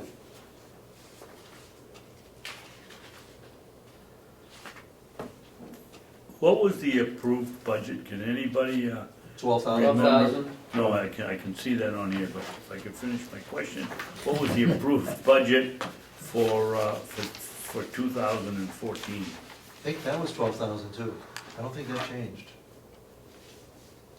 So the expectation was, in fairness to the delegation, that we would be somewhere around what we did in 2014. And the year before that, it was really low. Yeah, but the year before that, it got really high. There was a stretch. Was it pretty near 750,000, wasn't it? There was a year when we had a huge drop. People had done a fantastic job. You'd gone from 500,000 or 600,000 down to 250. Exactly. That must have been around 2010, 2011. But it's surprising that we've gone from what we had last year to this year. Well, we've been without, and we still push for, we still have an unfilled night nurse position. And we still struggle with advertising and promotion for that. Because that's where most of our agency use time is on second or third shifts, mostly on third. So in 2014, it was 12,000, and we had to transfer money into it. We spent 15,000, sir? You got it there, Chris? We spent 15,000 in 2014? Yes, sir. 2014 budgeted 12,000, spent 15. So are we underestimating the cost? Well, as I told you before, when we look at this, when agency is high, overtime is low. But right now, we have people, we always offer overtime first. I'd rather pay our own people who are better and more experienced. Yeah. But people don't go hunting after overtime like they used to. In fact, they won't. They stubbornly refuse. Is overtime time and a half? It is. We have some people who consistently get 20 hours, 22 hours overtime a week, same people. Because they trying to absorb these shifts, but they're gonna burn themselves out. We had an RN that did that, Yeah, exactly. no longer with us, but No, exactly. And she was, she took a lot of shifts. and of course, when she left, it didn't just leave a 40-hour position. That's what we're dealing with now. Yeah, It was virtually 60 hours a Yeah. shift. Yeah. And so, it was a double whammy. yeah. Well, when I look at an over budget of $33,000, we've had to move the money around to pay them. It seems to me that we must be able to come up with some incentive program that would encourage our own people to work overtime. Or is it a case of then we have to get the union approval? Doesn't require union approval. It's clearly a case, nobody, there aren't that many nurses. They don't wanna work nights. And it isn't about the amount of money. It isn't for love of the money that they wanna work more hours. Now, we do have one gal that is working quite a few hours, but she's the exception. And we're not the only county in this predicament. For what? So we're not the only county that's going through this. Most of the other county nursing homes are going through the same thing. Cheshire and Coas are having some significant problems. Well, even the private nursing homes are having problems. You see ads in the papers all the time. They are, I mean, you just have to look up to, well, to Conway. Yeah. They're advertising online. Howie, there's no way we can get a hold of a list of nursing students that are completing their third year, well, I'm sorry, I don't know how many years it takes to become a nurse. It used to be 4, I guess it's 3 now. But are in their senior year and say, look, we'll pay for your last year in nursing school if you guarantee you'll come to work for us for 4 years or 3 years. Well, we are planning an open house by sending a letter out to every licensed nurse within the selected zip codes. But we hadn't thought of looking at people presently enrolled. So, I mean, why couldn't we go to a community college and say, okay, we want to Gotta see a guarantee list. them a job. And guarantee them a job, But- guarantee them maybe even a higher wage if they'll guarantee that they'll work here. I mean, But that's hard to do, Dave, because, I mean, a lot of times, a young nursing student wants to be in the ER where all the action is, or, you know, some exciting place. This is, you know, geriatrics, it's a little differently, it's a lot slower, it's. But we haven't, yeah, I'd agree with that, Ken. But we haven't even tried. I mean, if we got one person, we'd be saving the county money. Well, how much is the tuition for a year? 10 grand maybe? I don't know. I don't know. Yeah, But when you add in all our costs of advertising, time to enroll people and working here, and then they're here for a while and they leave, it adds up. I commend the commissioner for thinking out of the box. I think he's trying to help. I think he's introduced something that we haven't thought of, and we should at least look into it. What's the harm in trying to recruit right out of the community college and offer some sort of incentive right out of the community? We do offer an incentive for someone to go right. Right, but we for don't an try to capture an anybody. employee presently. But we don't have that much interest there either, do we? no, that's a big jump for most. I lament the fact that community colleges gave up their LPN program. That was an 18-month program. Yeah. And the reason is that hospitals, you can't even be a diploma nurse in a hospital now. You need to be a degree to baccalaureate Yeah. prepared nurse in a hospital, for most hospitals. And so, and everybody coming out of school, like Ken says, they want to work in the hospital. They want to be in the ER, the OR, or someplace that's glamorous. LPNs were kind of the backbone of long-term care. I guess they have to weigh the tuition rate versus how many years they have to guarantee to work. Because I currently have 2 nieces that are nurses, and they both work in the ER rooms. And they work like, I don't know, 3 12-hour days, and then they're off for 4 days, and, you know, that's what they like the action, they like, you know, everything's moving all the time. Yeah. But I'm not saying that your idea is not gonna work. I just don't know about the cost. Well, it may not work, but, you know, nothing ventured, nothing Gained, yeah. nothing gained. Well, Howie's gonna try this, you're we're doing trying. it when? What's that? You're gonna do it when? I think at this point, Laurie was thinking after the holidays. You know, we'll get people through the holidays, then have an open house. But have it be invitation only, because advertising Right. typically only catches people that are looking for work, and nurses aren't looking for work. But if we can get, there's a little bit of a problem getting the right approvals through the Board of Nursing. They apparently will sell their list to some people, but not to others, so we're working through that. And we'd like to invite all the people within driving distance of here to come here. Holly, have you been down to the Thompson School and talked to the dean of the school to see if they'd be interested in, I'm on the advisory board down there, and this is Why don't you get him on the agenda? Yeah, that's not a bad idea.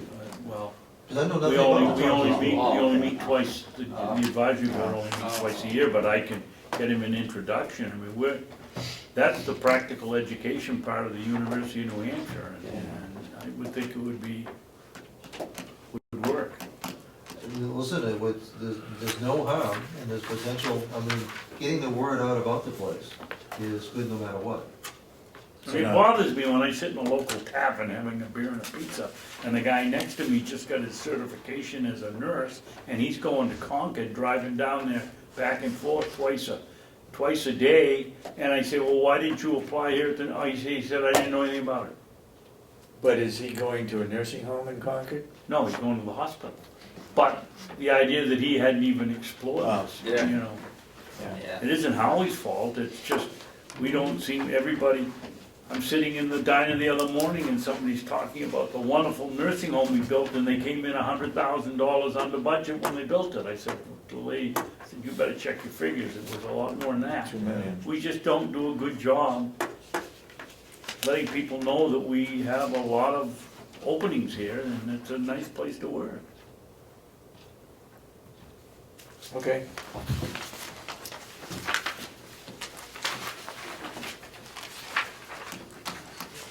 Yeah, I think these charts, you know, the question has come up regarding a part-time person in finances doing the payroll. But when you look at these charts and the different shifts, and everything that goes on, I don't know how we can afford to hire a private agency to do it. Even if we hire a private agency to do it, we need to feed them all this information about the shifts and so forth that they've changed. So, isn't it still better to have our own person Well, doing that work? they just don't know that yet, 'cause we haven't explained that to them, so they wouldn't know that. Who's they? The delegation, is that Oh, what I'm you're just talking about? about looking at these charts, saying, you know, there's a lot of changes that have to be made, and if we hire an outside agency to do the payroll, we still have to feed them all these different Yeah. changes.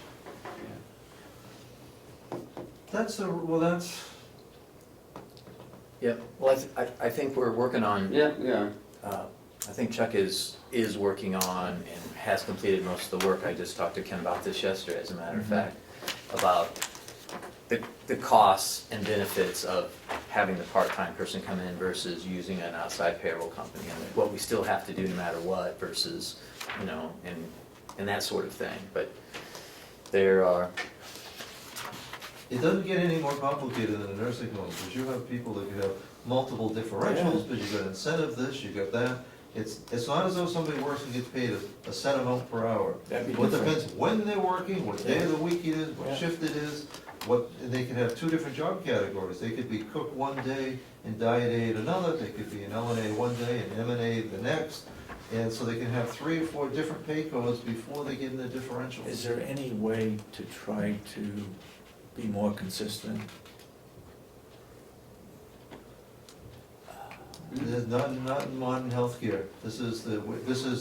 We're not doing anything that's unusual. It's That's a the nature of standard it. in every nursing home and in every hospital that, if you work third shift on a holiday or a third shift on a weekend, you get one rate. But thanks to computers, it isn't cumbersome.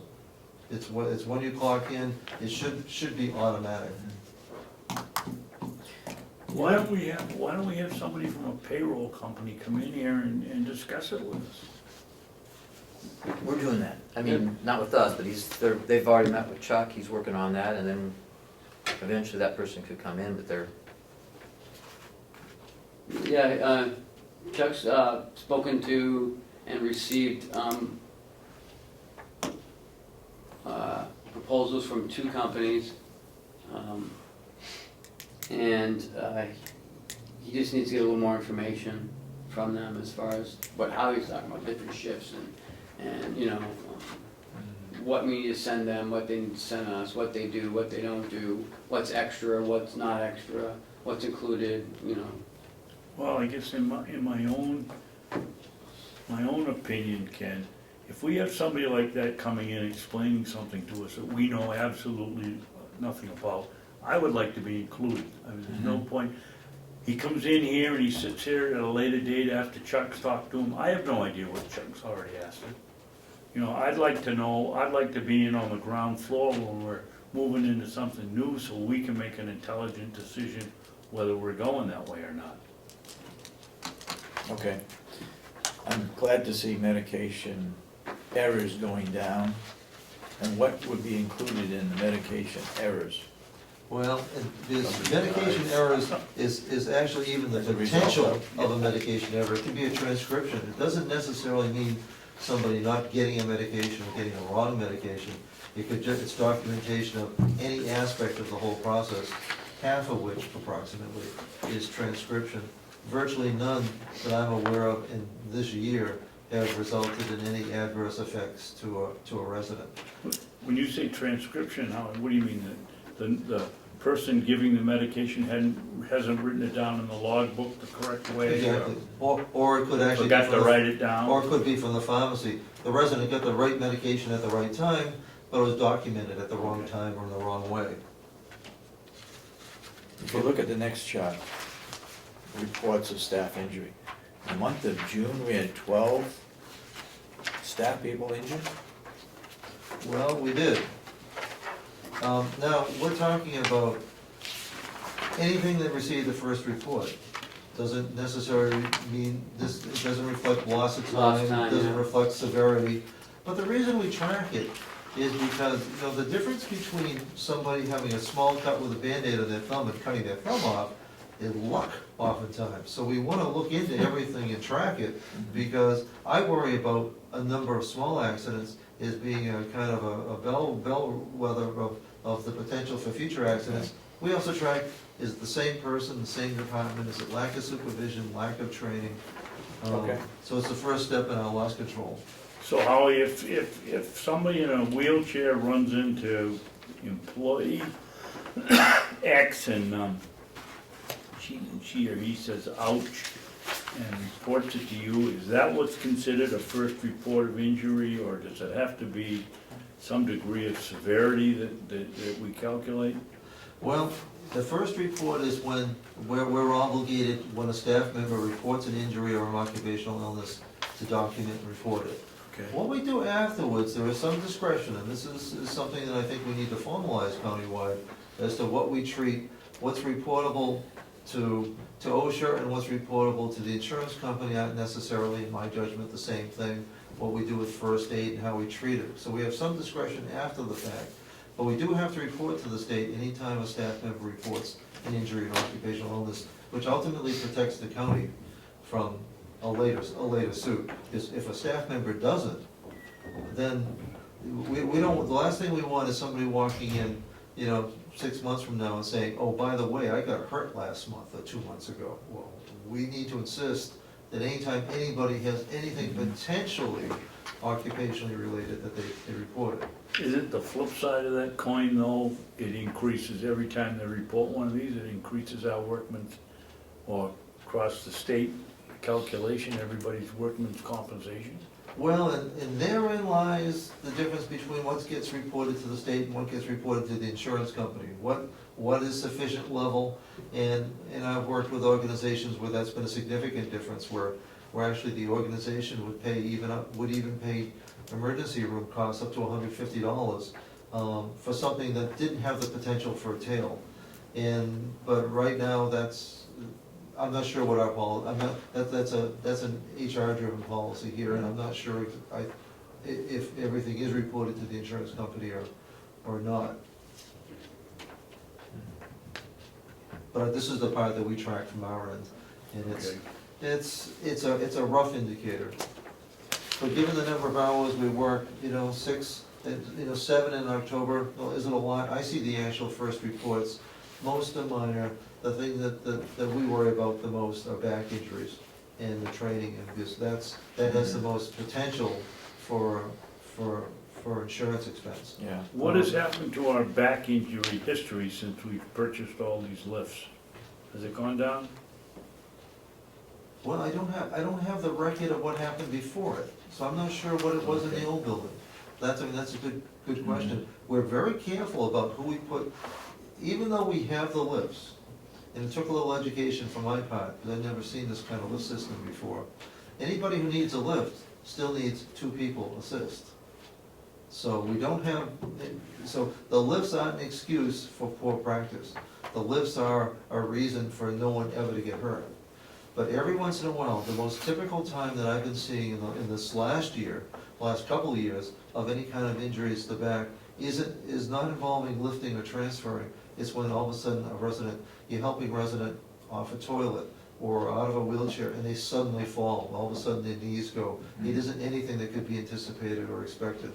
And then the staff member protecting the resident, will sometimes overextend.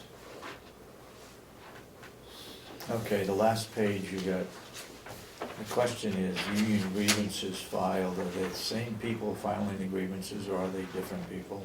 68% for 2015, 68% of all grievances have been by 2 people. 2 people. And May, June, July, there were none? There were none. The step 2 grievances. Okay. So, some grievances will get resolved, right, they're either not grievances to begin with, or they're satisfied with the discussion, or they're not pursued. So this is only the level that actually come to me. Okay. Of those. In 2015, it was only 2 people. 2 people accounted for 68%. 68%. There are some, I think, 6 people total Okay. so far this year.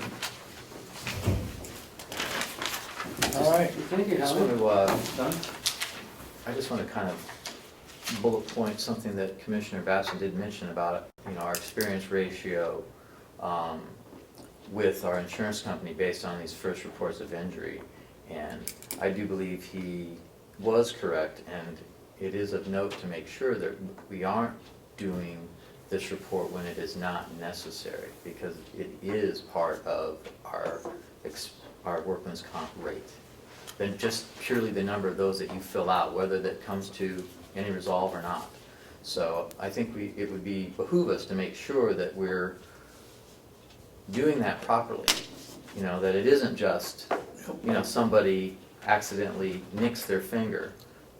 If you accidentally nick your finger and they get the proper first aid, But we still file a first report of injury With the state. with the state. not, The once state's again, okay. I will reiterate I understand. that the first reports of injury, you might not think that your insurance companies are looking at, but my experience is otherwise. So I think So that, so from what I heard, what you were saying, what you report to the state versus what you report to the insurance company is 2 different things. And I do not believe that's correct, so I think we should look into that. That's all I'm saying, is that, No, that, from my experience, that's not true. Okay. Because I've been, it was a number of years ago, and laws may have changed, but a number of years ago in my business, my experience ratio was based on these first reports that I had, and literally it was because I was reporting things that really weren't necessary to report to the state. To the state or to the insurance company? Pardon me? To the state or to the insurance company? To the state, which in turn notifies the insurance company. Do they? Yeah. Okay. So, They know. So I think we just need to look into that, to Yeah. make sure that we're not okay, yeah. overusing that as some sort of shield versus, Oh, no. well, not a shield, but, I mean, when somebody nicks their finger and you put a Band-Aid on it and that's all there's gonna be of it, that doesn't require a first report of injury, to my knowledge. We called it first aid. Yeah, right, it's first aid, and you're allowed, and there's certain statutes that allow you to call things first aid up to, I don't know, I think it's quite a bit of money. It's like, well, not if they go to the emergency room, it's like $400. So we should look into that. It could be causing our experience ratio to be higher than it needs to be. Mr. Chairman, I'd like to go into non-public now, if we could. I have 3 sessions. Howie, you need to stay for this. Okay. Okay. And we're all under 91A, A3, paragraph 2.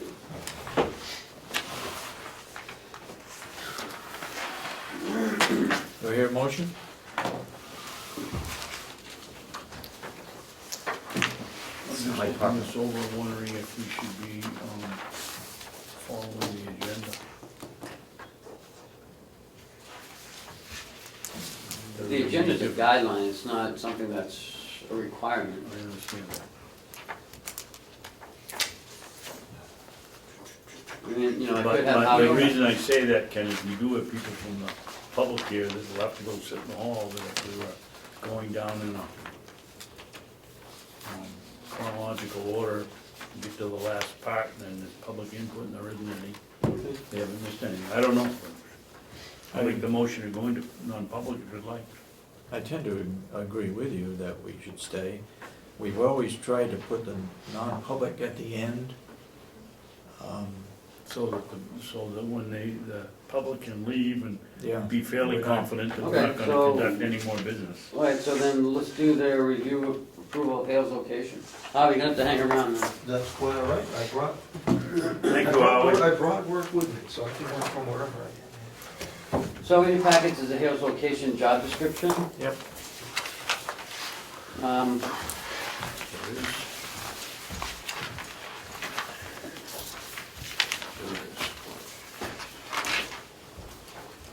I think we need to change the schedule of office hours, right? The law say 2 No, it hours says per minimum. month, A minimum. 2 hours per month. We got 12:30 to 2 Well, yeah, but then on on the But that's at a minimum. second Friday of each month. Did the bid go out, did our bid go out yet? No, I'm waiting for you guys to approve That's this. what they require for the resumes. Am I missing, what do you got there, Dave? Hale's location job description. I got that. And then Request that's for what- resume. That's not my packet, that's the one I wanted to make a comment on. 'cause I Okay, go ahead. I don't think the salary range for this position is $16,000 per year with a one-year agreement. I don't care for that last line, not sure quite how to put in it. It might be from $8,000 to 16,000, but one of the squawks they have up there is the amount of money that's being paid out for, Okay, so you want from 8 to 16? I don't know, it's up to the board, I'm just thinking out loud, I don't like that sentence. When I saw Because that, I didn't like it either. It automatically means that whoever You're gonna get 16,000. 16, and what's the problem with the person we've already got for 16? Right, but that's what I'm saying, you know, okay, so we put a range, 8 to 16. Or the salary range 10 to negotiable. 16. Okay, Well, I mean, I think it makes sense to, you know, to put a range of what you know, the anticipation is. And we're going to get resumes and people are going to basically say how much they want, so perhaps we can get someone equally qualified for less. I think we ought to go 8 to 16. In there it says salary range, but it's 16,000. It doesn't give a range. It's not a range. $16,000 to $16,000, you know, 1601. We agree on 8 to 16? Okay, 8 to 16. Is that- I just think there ought to be a range in there. Yeah. No, yeah, I agree. That sounds good, to add that. Okay. Yeah, let's go back to the duties. so is that one okay, as is? Except for the amount of money. Right, okay. 8 to 6, yeah, make the range 8 to 16, and Because I'm gonna sure Are there send that any to the other- paper today. are there any other Do we want to keep major it a factors that 1 you year, recall that? 1 year contract?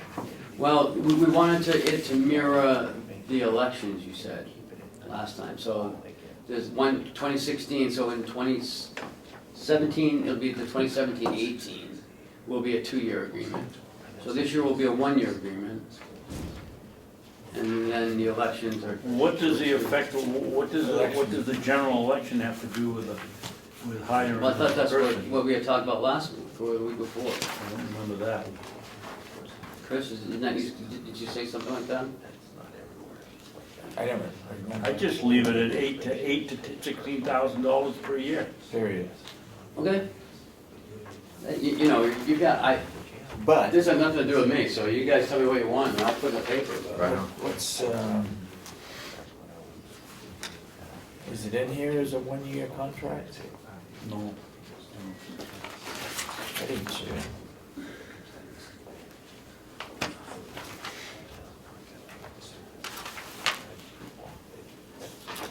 I just would rather see the regular weekly office hours maybe held to a little higher ground. Yeah. I think that we should just, it should say that regular weekly office hours shall be held at a minimum of 2 hours per week. That's what the RSA says. Well, the RSA says 2 hours per month, but I think that for what we're looking for, this type of salary range, I mean, if Least somebody gets salary. paid $16,000 a year and they're working 2 hours a week, didn't we compute that out to like $350 a day? No, I agree with you. $175 an hour? I mean, they're doing more than just that, but I don't think we're, it seems to kind of fall in line, and kind of fall in line with what we're hearing from Hale's location, is they're not, the presence of it isn't enough to feel like they're getting a value. Right. But And- I don't think they fully understand that we're hiring based on experience and maybe not on number of hours that they are in the office. That may be true. We've had that problem There's before. always a disconnect between the taxpayer and the person collecting the I had taxes. somebody else that looked like she was qualified and she didn't last a year. It was just way over her head and sounded like she was qualified. Right. And she left. Fortunately, we found this individual. But I agree, let's change that. How about, Chris, how about job title tax collector hours per week? 2 hours minimum per week. And cross out schedule of office hours altogether. Well, the 2 hours could be at home. 2 hours per week in the office then. Okay. 2 hours.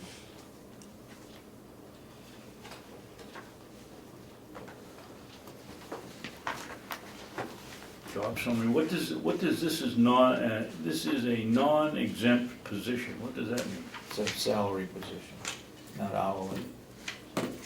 And, well, obviously there's no overtime because Why do we need that sentence? Because I didn't write Disclaimer. this. Who did?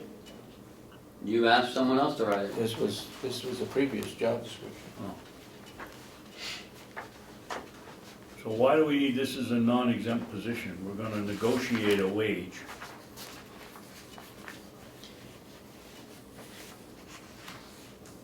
I don't even see that part. And it's under Well, job why don't we summary. just put in there More salary on this position? one now. Oh, Yeah, I was gonna say, I gotta catch up. if we're saying it's, we got a range for the That's why you can't see it salary, in but there. now we're saying it's non-exempt and they got a salary. This is a salary position. Take out the non-exempt. Okay. So you want what? This is a salary position? I just threw that out. Well, why even have it in there? Why even have anything in there? well, it's basically That to was make- my original disclaim. question.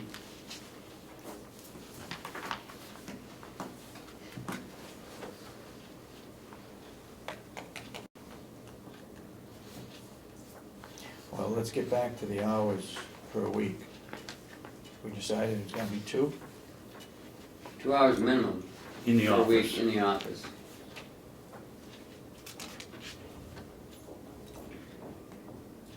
In the tax collector's office. Well, no, that may not work, that may be at home. That's not where her office is. On site? On site, In Hale's location office. in Hill's location.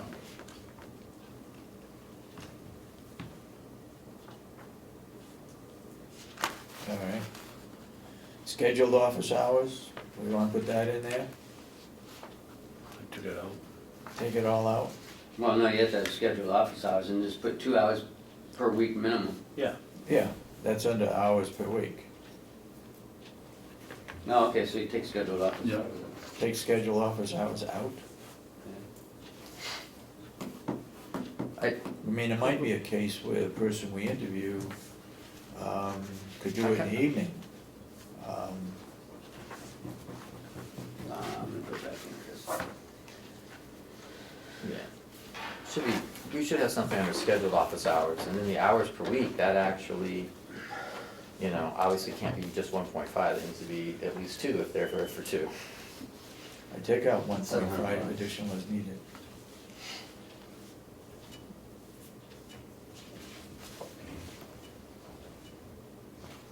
So what do you want to put in there for scheduled office hours? 2 hours, I think it ought to be flexible, but it's gotta be 2 hours. 2 hours minimum, Yeah, I guess. scheduled out, it's just 2 hours per week. I mean, And They have 2 hours minimum. They can put what they want. And it's posted so that everybody knows when they're gonna be there. Right. But I think it could be up to the individual. Absolutely. Well, yeah, I don't think we need to nail it down at this point to Right. exactly what day and exactly as long as it's, you know, during some sort of normal office hours. I think that kind of gets inclusive of this regular scheduled office hours would mean during the regular business day. That would be at some point, you know. In town operation, it's not a town. Day-to-day administration of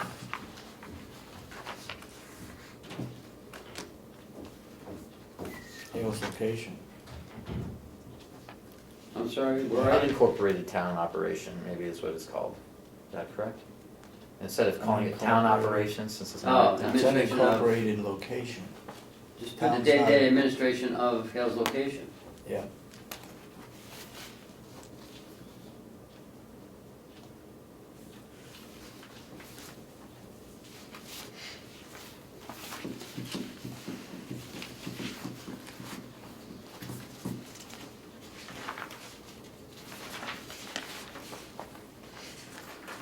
Chuck, have you had a chance to look at this job description at all? No?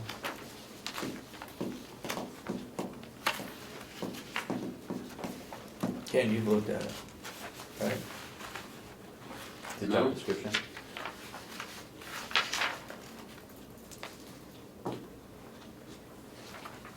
Okay. Well, I mean, I think we can approve the job description next week if we want to look more at it, because I don't think we're gonna have anybody hired before next week. Well, the ad's not gonna pick a Friday or Saturday. So, I mean, if we wanna read The it, date of her contract is when? January 1st. January 1st. Right? Or January 9th, something like that. 7th and 9th is when she's beginning of starting. January. And you think a bachelor's degree is required? All right, let's Maybe put for this- us. I'm not gonna be here next week, but you guys can. Capacity and administration or related field. All I want is the ad. That's all I care about right now. Right.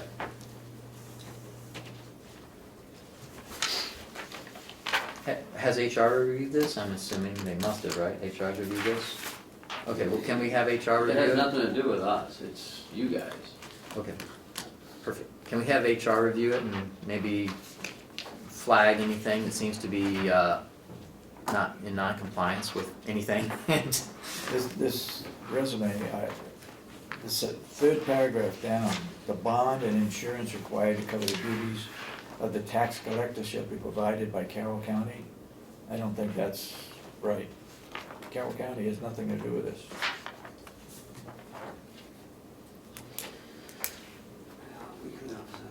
Should be a personal bond, should be a personal bond for that person. The cost of it can be picked up by Hale's location, but Yeah. he or she has to apply for it. Okay. Yeah, because Hale's there's a location. lot involved in being bonded. It's not just like you sign a piece of paper. All right, somebody needs to look into that.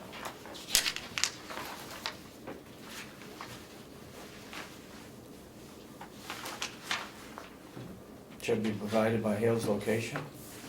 I don't like the word Carroll County in there. Yeah. What are you looking at, the job description? Yeah, we went back to the ad. You know, just basically replacing Hale's location with Carroll County. The bond insurance required to cover duties of tax collector shall be provided to the individual.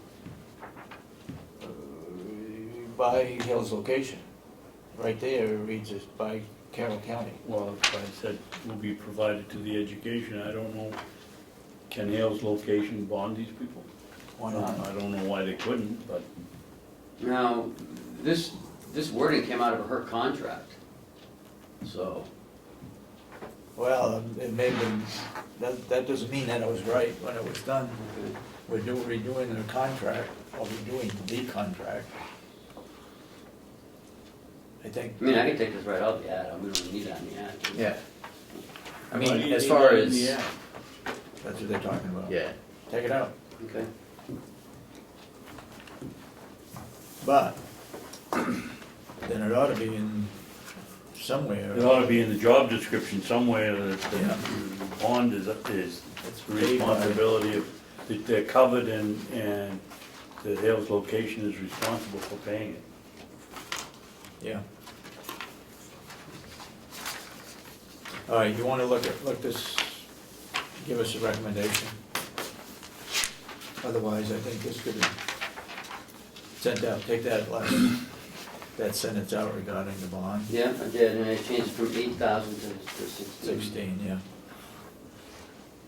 And we'll be going with a 1-year agreement this year and then maybe more following year? No, I just, Take that out and it comes out of the contract? When we I interview? take it out, and when we get the individual we want, we can decide whether we wanna give them a contract or not. All right, I wouldn't Is that think what that we we, want? as a result of past experience here and somebody not working out, I wouldn't be too hasty in giving them a contract. all right. I just don't wanna do what just one person wants, I wanna do what you all want, so it's just Right. what you all want to do. yeah, that sounds fine, it's just the advertisement, you know? Yeah. All we're trying to, you know, we're just advertising for people to come in to send resumes, so we don't have to necessarily agree to the 1 year or 2 year, we can think that over.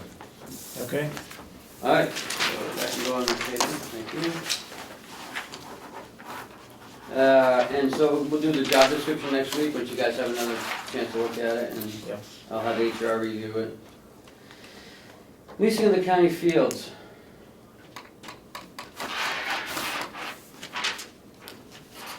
Who's bringing that up and if Well, somebody's first I wanna bringing know if that that's what up, we wanna do, why- because, what do you wanna talk about? well, we had talked about leasing up the fields, and then 2 weeks ago, you had me put it back in the budget for the field, for mowing and haying, and so I don't know what, you know, we'll keep going back and forth, I just wanna get nailed down what we wanna do. Well, I think that it's maybe too early to do that. Talk about leasing the fields till after our budget is approved. yeah.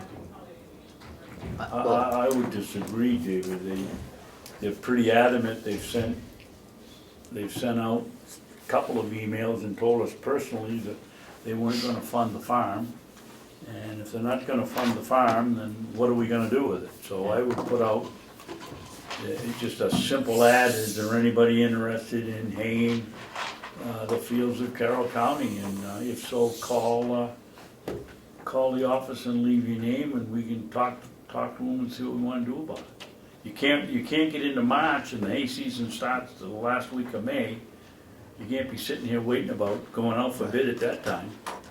And then people might And wanna. I think want it's a the bad fence, idea yeah. all the way around, but And plus, just because we put out an RFP, doesn't mean that we are going to. All we're gonna look at is if there's any interest. Right.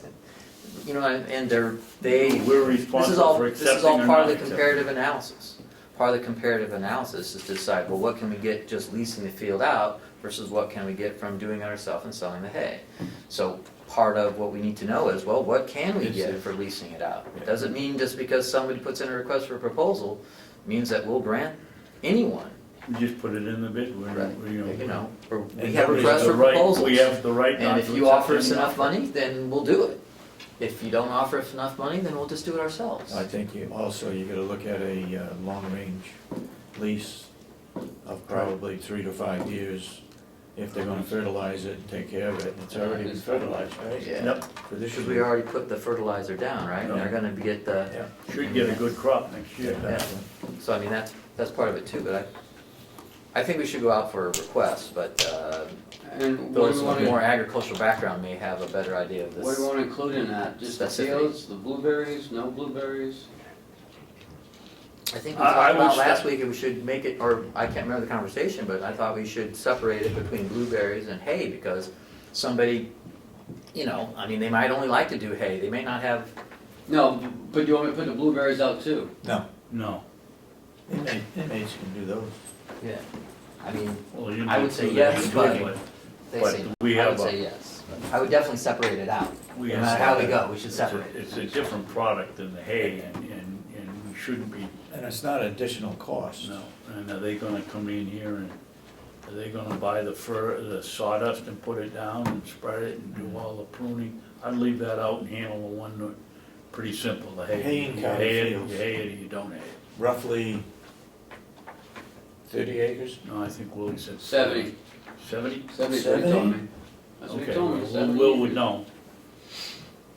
We've always talked about 40, but, Well, he said there's one up the road here, yeah, past the White House, that's a big one. And he said this one, there's one across the street, then there's this one here by the blueberries, and then one 5 acres across the street. no, that's not gonna change anything tax-wise with the town of Ossipee, is it? It's in current use. It's in current use. You can allow to hay it and sell it. Well, put an article in saying something to the effect, we're looking for anyone who's interested Request for in haying proposals on haying fields. the county county hay fields. fields. No, Call such and, do you want him to call you, or? no, Call you, call the office and Oh, leave yeah, a message. yeah, Call and you. he- call and you. then I can put him in touch with Will, and he can Yeah. walk the fields if they Yeah. need to walk it. Okay. I know nothing about haying. Yeah, but Will can fill them in, I mean, Yeah. just make sure he knows like how much, You don't they're expect going you to know how much everything, we've boss. harvested over the past few years, I would think, and to get an idea of what they could expect to harvest, and Okay, all right, Yep. you got the administrative updates. I like the idea How about that, more work session? No, we're all done work session. Yeah, you are. you haven't listed anything, you gotta list something in there. Well, I don't know until they come up. All right, go ahead. We had some discussion, I think it was Monday night with two of our delegation members that came to our quarterly meeting with the public. I think it was there, or it might have been at the commissioners, at the delegation meeting, on no bid contracts, where we decide that unanimously we're not going to have a competitive bid. We're supposed to be writing the reasons down somewhere. I Yes. know they're going into the minutes. I think we should have set up some program here where we're sure that in a notebook somewhere, these are the 5 reasons that we used Fiddler. This is the 5 reasons that we used so-and-so without a bid. Yeah, but they could be anything. I know, but the point is, we're 5, supposed you to got have limited notes. to 5. We're supposed to have it written down, why we decided not to have a competitive bid. I was We don't do assuming that it was in the minutes. right, And if somebody wants to see why we unanimously waived the bid offer, they look at the minutes. And the minute says it was, the commissioners unanimously decided not to go out to bid. It doesn't give For- a reason. Well, they don't give the reasons, David, and what I'm saying It's is gotta be in we have there. some process where it should be in there. Well, there we, It yeah, is. to it's assure, gotta be in the I minutes. agree, I mean, I surely thought that it was, I mean, we discussed it quite Yeah. thoroughly, Yeah, of the reasons, and however, so I think I that, mean, that's one that's fallen through the cracks, Chris. We ought to have, yes, Is it it's in not the in there? minutes, but we don't It's have the always reasons. in the minutes that you made that vote. Sometimes you give a reason and sometimes you don't, so it's, if it's unanimous, we have to give a reason. All right, well, this is the, so are you saying that we did look back and it's not in the minutes? There is No, I mean, I there is know no over a record period of time of reading them, they haven't been. I'm just saying that from now on, we ought to make sure that somewhere we have a record of why we went without a competitive bid. It's in the And law. it should be kept And in we a always- separate book, and, well, a copy of those should be kept in a separate book Yeah. and made readily available in the administrative office. Yes. So public can just come in, Yeah. open up a separate book The that minutes says, already available? The minutes are available. Okay. They're available in the office and on the website. Okay, well, let's make sure that we put our, in the future, we put our reasons for not having a competitive bid. And we'll We make always, sure we get we it. always give a reason. Yeah, but they don't always get in the minutes. No, I don't know, I think we always talk about it, but I don't think we ever Yeah. actually vote on why we're Right. doing it. And I think Chris is right, put them in a notebook, and then if there's any question, well, here's the book, you look up and see what the reasons are. Okay. That's that one. At the Commissioners Convention, I'm not reading my email. I So do am we trying need to to make a figure out motion? how to get to the next month. so it'll be put in the minutes? I probably should. I don't know how to do this. Who has an old-time calendar here? Because I can't figure this thing out. What are you looking for? I'm looking for January. Yeah, 16? Today inbox, I don't know where that damn thing is. Month, week, day. I need to know, what is the date of the second Monday in January, Chris? Oh, okay, we can handle that. Look on that calendar behind you. It's, I'm not here for an eye it's the test. 12th. January 12th? I think so. Well, We've been The second invited Monday? by, Sorry, the 11th, 11th, 11th. I concur. I'm gonna have to confirm this, but we've been invited by the commissioners of Grafton County to go up there, I believe it's that day, I wrote it down and forgot to bring it, to observe their operation of the drug court. That's the day that all four, I think it's that Monday, all 4 or 5 people involved in the drug court are gonna be there, all entities. Mike wants to know as soon as possible whether we want to attend. I said, what about bringing other people? He said, well, I think 1 or 2 might be good, but don't bring an army. what's the date again? I think, January? January 11th. I think it's the second Monday of January. but I can will call confirm him, that. and if you wanna call and verify that that's the date, I can give. Well, let's take a vote on, I don't have my assuming I calendar. got the right date, that we wanna go or we don't wanna go. I'll go. I think the 4 of us ought to go, and maybe Jason, and maybe even Representative Umberger, if she'd like to go, see how the thing operates. She's been interested, she's the one that went into up to the drug thing up in Whitefield. Say it's a possibility that there'll be 6 there. Have you talked to Jason about the drug court here? Have I? Yeah. Yes. My understanding about a drug court was that it was too expensive for our county to have it, but we could share with Stratford County. What came out of the last meeting was the superintendent's union, or superintendent's organization, is going to Affiliate. they're gonna push the legislature. There's 10 bills on opiates before the legislature, and one of the things they're gonna push is there's 20 criteria for getting federal money to run these things, and they're pretty stringent. What they're gonna try to do is get The first us to year. bend it so that we obviously would be better off somehow joining with Stratford County, but Coos, Grafton, and Sullivan might wanna go in together because there's plenty of people that need the help, but not enough money to go around. They're thinking they wanna try to combine them, but they wanna have a flexible law that will allow them to get the government funding, but not meet all of these 20 criteria, because as an individual county, we can't. Because when I spoke to Stratford, we sort of worked out an agreement that if we wanted to try a trial program, we could send 2 people down there, and at no charge. To try it to see if it worked, see if if transportation worked and if everything else worked.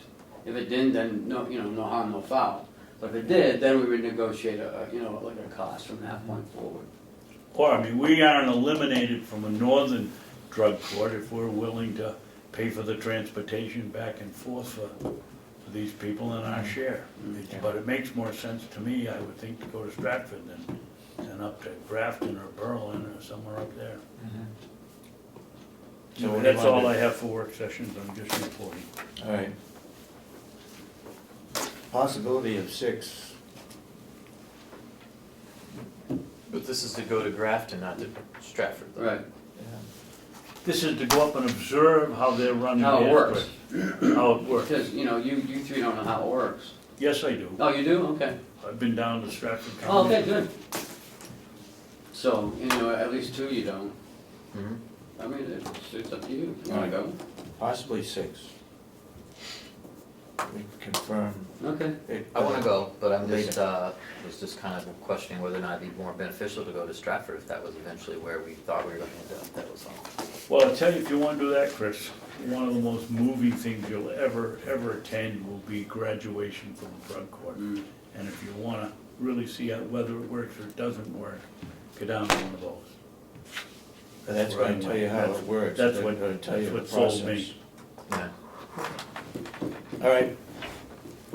Moving on. That's it Anything for else? that's it for my work sessions. Oh, Question on transfers. Did I hear that all the transfers did not go through on Monday? right. And which ones didn't and why didn't they? Because Wynette's didn't go through, because she still had some money left in it. So, it's all set. Did she have enough? Yeah, What she wanted? yeah, So why was the transfer put in? because it wasn't fully understood, so, you know, So it's it's fine, straightened right, out? yep, yep. It Okay. straightened itself out, so. All right. There was a mix-up. Is that the only one that didn't? Yep. go through? Okay. I got some non-public minutes to be signed from last week. And I've got checks for you to sign, Commissioner, for Hales. Okay.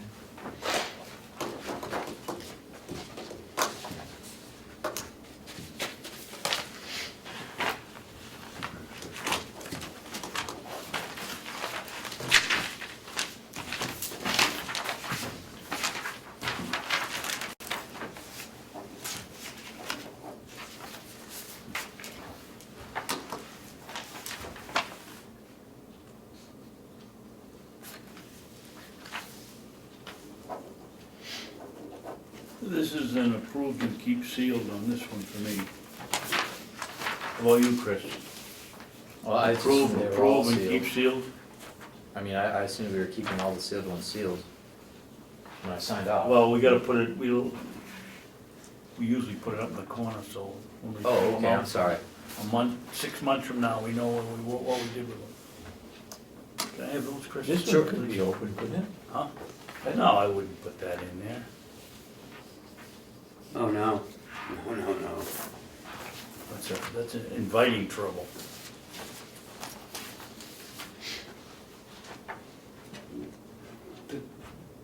That's a personnel matter.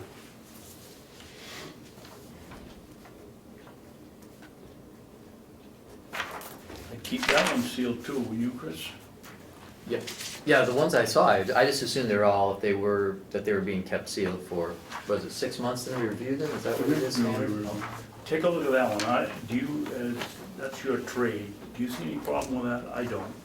We don't make any comment either way, only that we discussed it.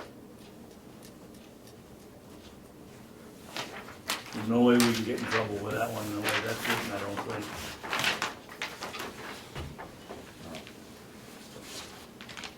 I don't, At first blush, it doesn't seem like a problem, but We don't comment one way or another.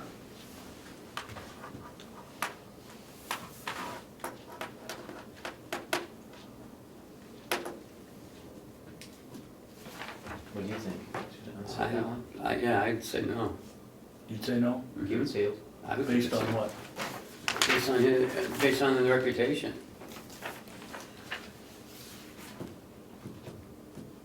I don't think we should. Can wait 6 months. I don't think it does any Okay. good versus. In 6 months, I think negative. it'll all be gone, but Okay. I'd like to have a motion that these be approved. I guess I should designate, is there some benefit to the public? one way or the other. Could only be maybe detrimental to the person. Well, we gotta, let's accept these one at a time, because I'm voting no. Okay. I'm voting not to keep that one sealed.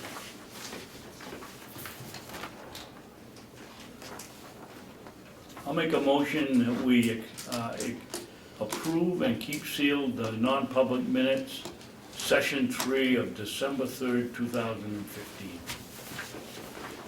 Second. It was December 2nd, not 3rd. I think that's a 3, I could be wrong. I'm telling you, it was December 2nd, not December 3rd. Change it. Oh, Second. you mean it's typed up wrong? Mhm. Oh, okay. There we go. I'll correct that, make it December 2nd, It was moving And like- they be kept sealed, right? and they be kept sealed. I second it. All those in support of the motion say aye. Aye. 7 from 9 is 2, so it's gotta be 2. All right. Non-public session number 2. We have a motion that it be I'll make approved. I'll make the motion.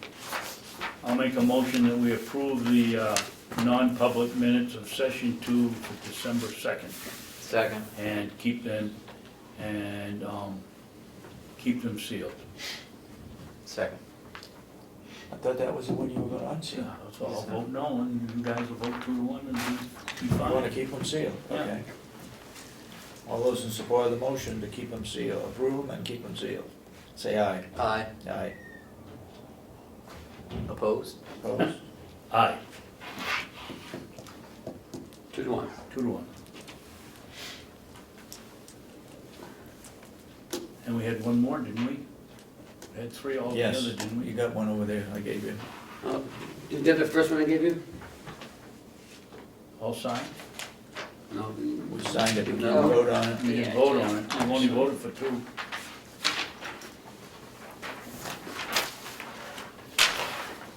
I'll make a motion that we approve and keep sealed the minutes of session 1, December 2nd, 2015.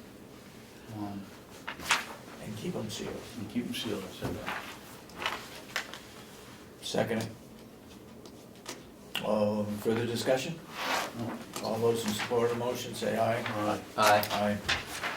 Unanimous. Cheryl, on the one that I voted no on right there, I don't think I added in there whatever session it is, but that should be in there so we know. It is session 2.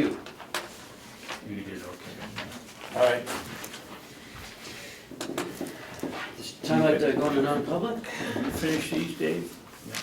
Yeah, I want you to look at them. Okay. Okay. Public input? Yeah.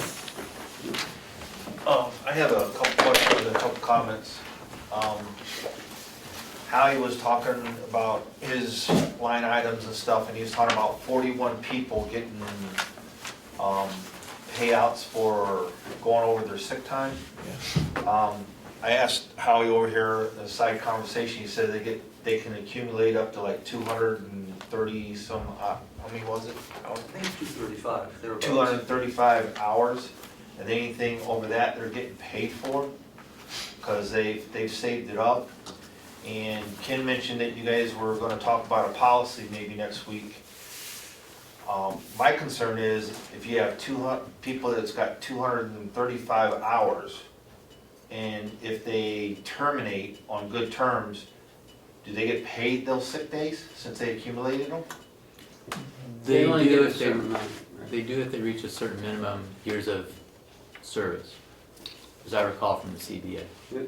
Okay, and we I don't, think it's 5, it might be 10, I apologize, I can't remember, Okay. but I read the CBA.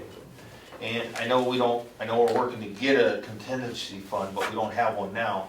So if you have these employees terminate, and you have to pay out this money, when you're talking nurses making $27, $28, $30, whatever, we're talking a whole lot of money here. My question is, why is that set so high? Why isn't it lower like it is on some of the other union contracts, like maybe 9 hours they can, or 90 hours they can accumulate? And then, why doesn't the county have a sick bank maybe? That if someone needs more than 90 days because they go out on some long-term thing, they can put a request into the commissioners for an extra 2 weeks at 80 hours a time or something. And then the commissioners can say, yes, this person meets the criteria, whatever you guys set, and we can grant them that time. But to allow employees to get that much time, and then if they leave, then we're paying out a whole lot of money for these people that's banking all this sick time. Now, I understand, and I agree with Howie, 1 day a month for sick time, that's pretty generous. So, you may wanna look at how much we're giving them, and then why we're letting them accumulate so much. Now, paying them out may not be so bad if we're paying lesser amounts, or maybe you guys put a cap on how much you're gonna pay them, maybe an extra paycheck, 40 hours, or 80 hours, since we do every 2 weeks, and that's all they're gonna make extra as far over that cap. But when you talk, if you got people that save up 100, 200 hours of vacation, and then they got another 50, 60 hours of sick time, and they terminate, we're paying out a whole lot of money to these people that's being able to accumulate these things. I think the fact that you guys are nice enough to give these things is great to try to keep people, but I think it's something that really needs to be looked at on putting some caps on. So since we're not planning for all this money, and if you get a bunch of people that want to leave for some reason, there's going to be a hurt in the budget. And Howie's showing a plus now, but after you write these checks for these 41 people, and I imagine it's going to be a pretty good amount, how much of a cap is he really making? Because he's got to pay out all this money to these people that's got all this extra pay for sick time. I think it should be either a use or lose thing, personally. Yeah. Either you use it or you lose it.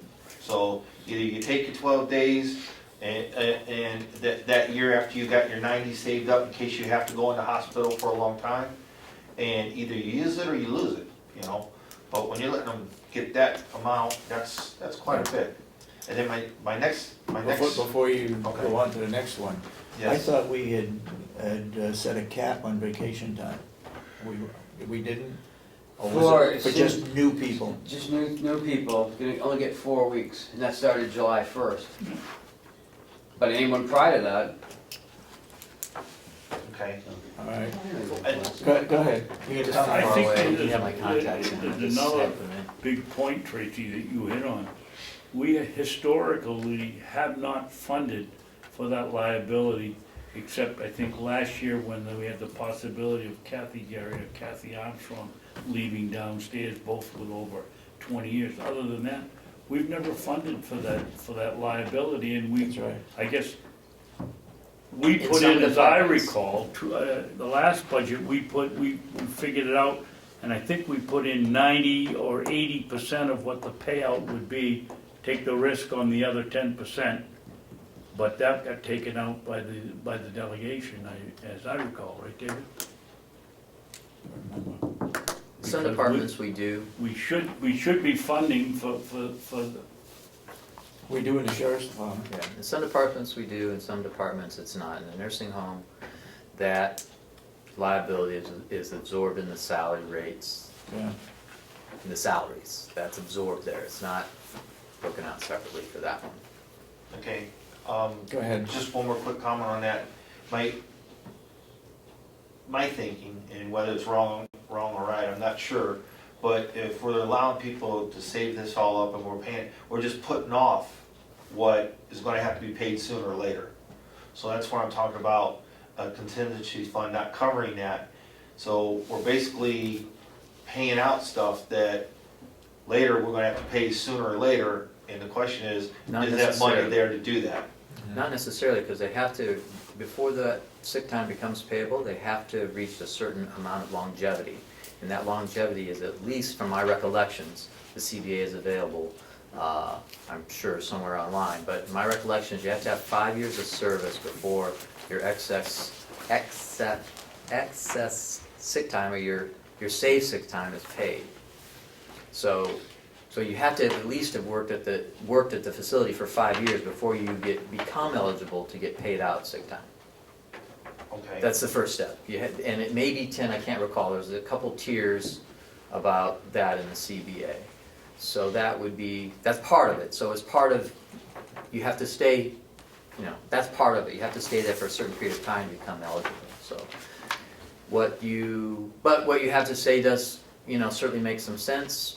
Obviously, what we're trying to do is provide a safety net for people, so if they do have a long, extended sickness, that they won't have a reduction in their income for a certain period of time. And it's a blend of trying to let them save it up versus, how much should be saved and when they should be able to collect on it if they're not sick. And that we're gonna be working on certainly in the negotiations of the next CBA with the nursing home. Well, and I think if there's a lower cap and stuff, then you guys can better plan for that in your budget of how much you might need, people reaching that 5 years or that's eligible for those payouts. Because the way it sounds like to me that it's going now, and correct me if I'm wrong, Howie, but it's hard to tell exactly how many people's gonna reach that right now and what that's gonna really cost at this point, or we don't even have a figure for it. So if we don't have a figure for it, then we probably didn't put that in our budget for the payout at the end of the year. That's the way I'm looking at it. My next question I suggested is, the jail works 12-hour shifts. The union people do. Why wouldn't it be beneficial for the county if the union people at the nursing home went to 12-hour shifts? Because now you're cutting one shift out, but they're working 12 hours. They can work 3 days 1 week, 4 the next. They're getting 84 hours in a pay period, so they're still getting their 80 hours that they would get paid. Plus they're getting 1 week, they're getting 3 days off or 4 days off. And that's plenty of time that they don't have to call out. They can plan their schedule for sick time as far as going to doctor's appointments and stuff like this. It makes it a whole lot easier to do that. And then if you have to cover one of those shifts, you can hold somebody over 4 hours, have somebody in the next shift come in 4 hours early, and you're not really relying on these per diem people who are basically unpredictable or unreliable to get called in, and you're paying all this other overtime for people that don't even want to work it. So you got to contract that out and pay even a higher rate. So maybe that'd be something that the nursing home union people might want to look at and vote on to go to 12 hours, because it's better for the county, because you guys ain't paying retirement, you're not paying the insurance for so many people, and that work in 3 shifts, you're not paying 2 different shift differentials, you're only paying 1 now, and it works out good for both the employee and the county. Good Just a point. suggestion. Good point. Thank you. Go ahead. Thank you, Tracy. I don't know that we can do it, but we need all the thinking outside the box we can come up with. I'd like to ask Ken, is there a possibility that or Chuck, when we go into the next negotiation, that is it possible to have a double, I don't wanna call it double work standard, but where we have some people working 3 days a week and 4 off, and then there's others that might wanna work a straight 40? Is that possible to work into the contract, or is that gonna be too complex Adding for our complications. system? I don't know. Howie would know the answer to that. Be a scheduling night. We can work through that. We'll have, we've got Commissioner Ahlgren on the negotiating team next year, so. Yeah, I don't see why, we can't suggest it or try to work it out. It makes sense, there may be some people that would come to work here and stay here if they could have 4 days off, while Yeah. the next person might wanna work 40 hours. Yeah, I like that idea, I do too. Trace. Okay, thank you, Tracy. Any other public input? Okay. Seeing Can none? we go back to the work Go ahead. session quickly? Here are the checks from Dale's location. This one is to Nieder and Perkins, who are the assessors. Yep. Now that I see that, it just says job complete, They finished it. $2,700. Is that enough? Is that really enough information for the bill? And here is Ms. Bassine's mileage requirement, and there's nothing in there that tells us where she wants to get the mileage. You should, She says she went 61 miles, 60 but she miles. doesn't, was that driving around the building for 4 hours, or was that going to a conference, or what was she doing? okay. We usually require them to put down where they go, or something like that. Is that coming down here for the, meeting we had the other day? That's possible. What's the date on the mileage? It's the one big Is there a bill. date? One big bill, it doesn't have any specific. And I thought we were holding other people's stuff back because they don't put down where they've been. I think it ought to be fair for everybody.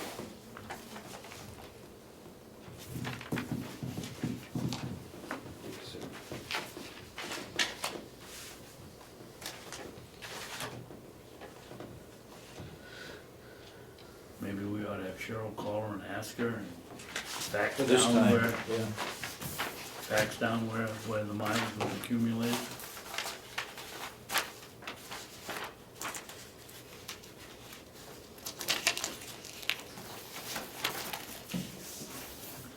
Okay, you got anything else? No, that's it.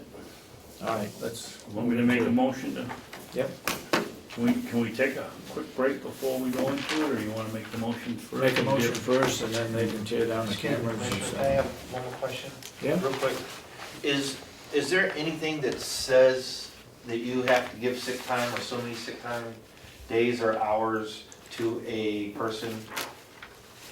Anything that's mandatory that you have to give to them that they work for the county? By statute?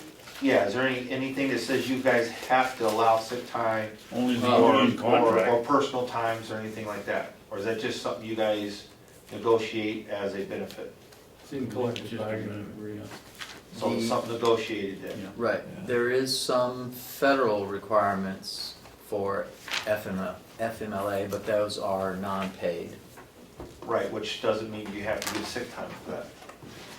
Okay. All right, thank you.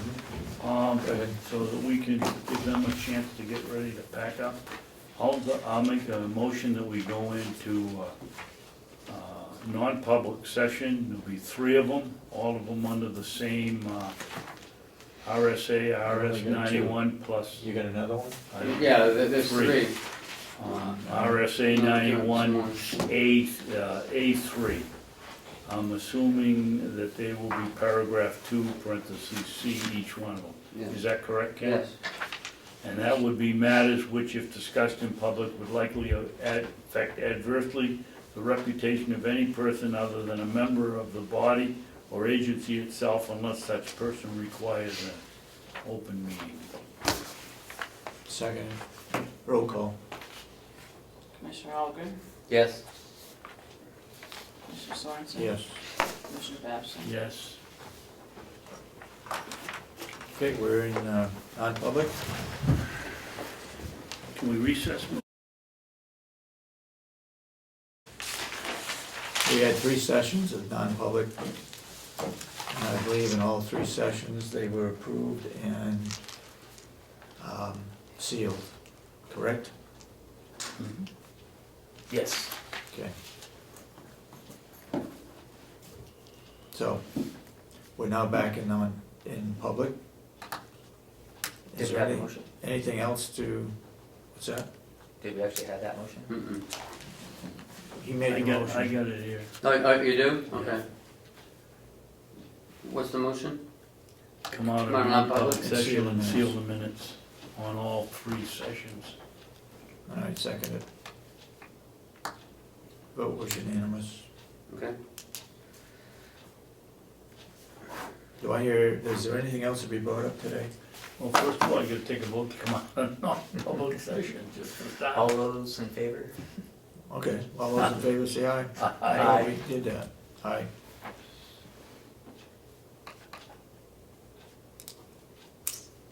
Anything to be brought up the rest of the day? No? Can I hear a motion to adjourn? Make a motion that we adjourn? There a second? Second. Any further discussion? All those support the motion say aye. Aye. Aye. Aye. We stand adjourned until the 18th. 18th. Oh, yeah, let's make sure we get that. 18th? Oh, yeah, because we're not meeting the 16th, okay, Right, so but it we'll means see you the Friday? 16th anyway, or not before. Yes. Because of Wednesday, Right. Wolfboro thing.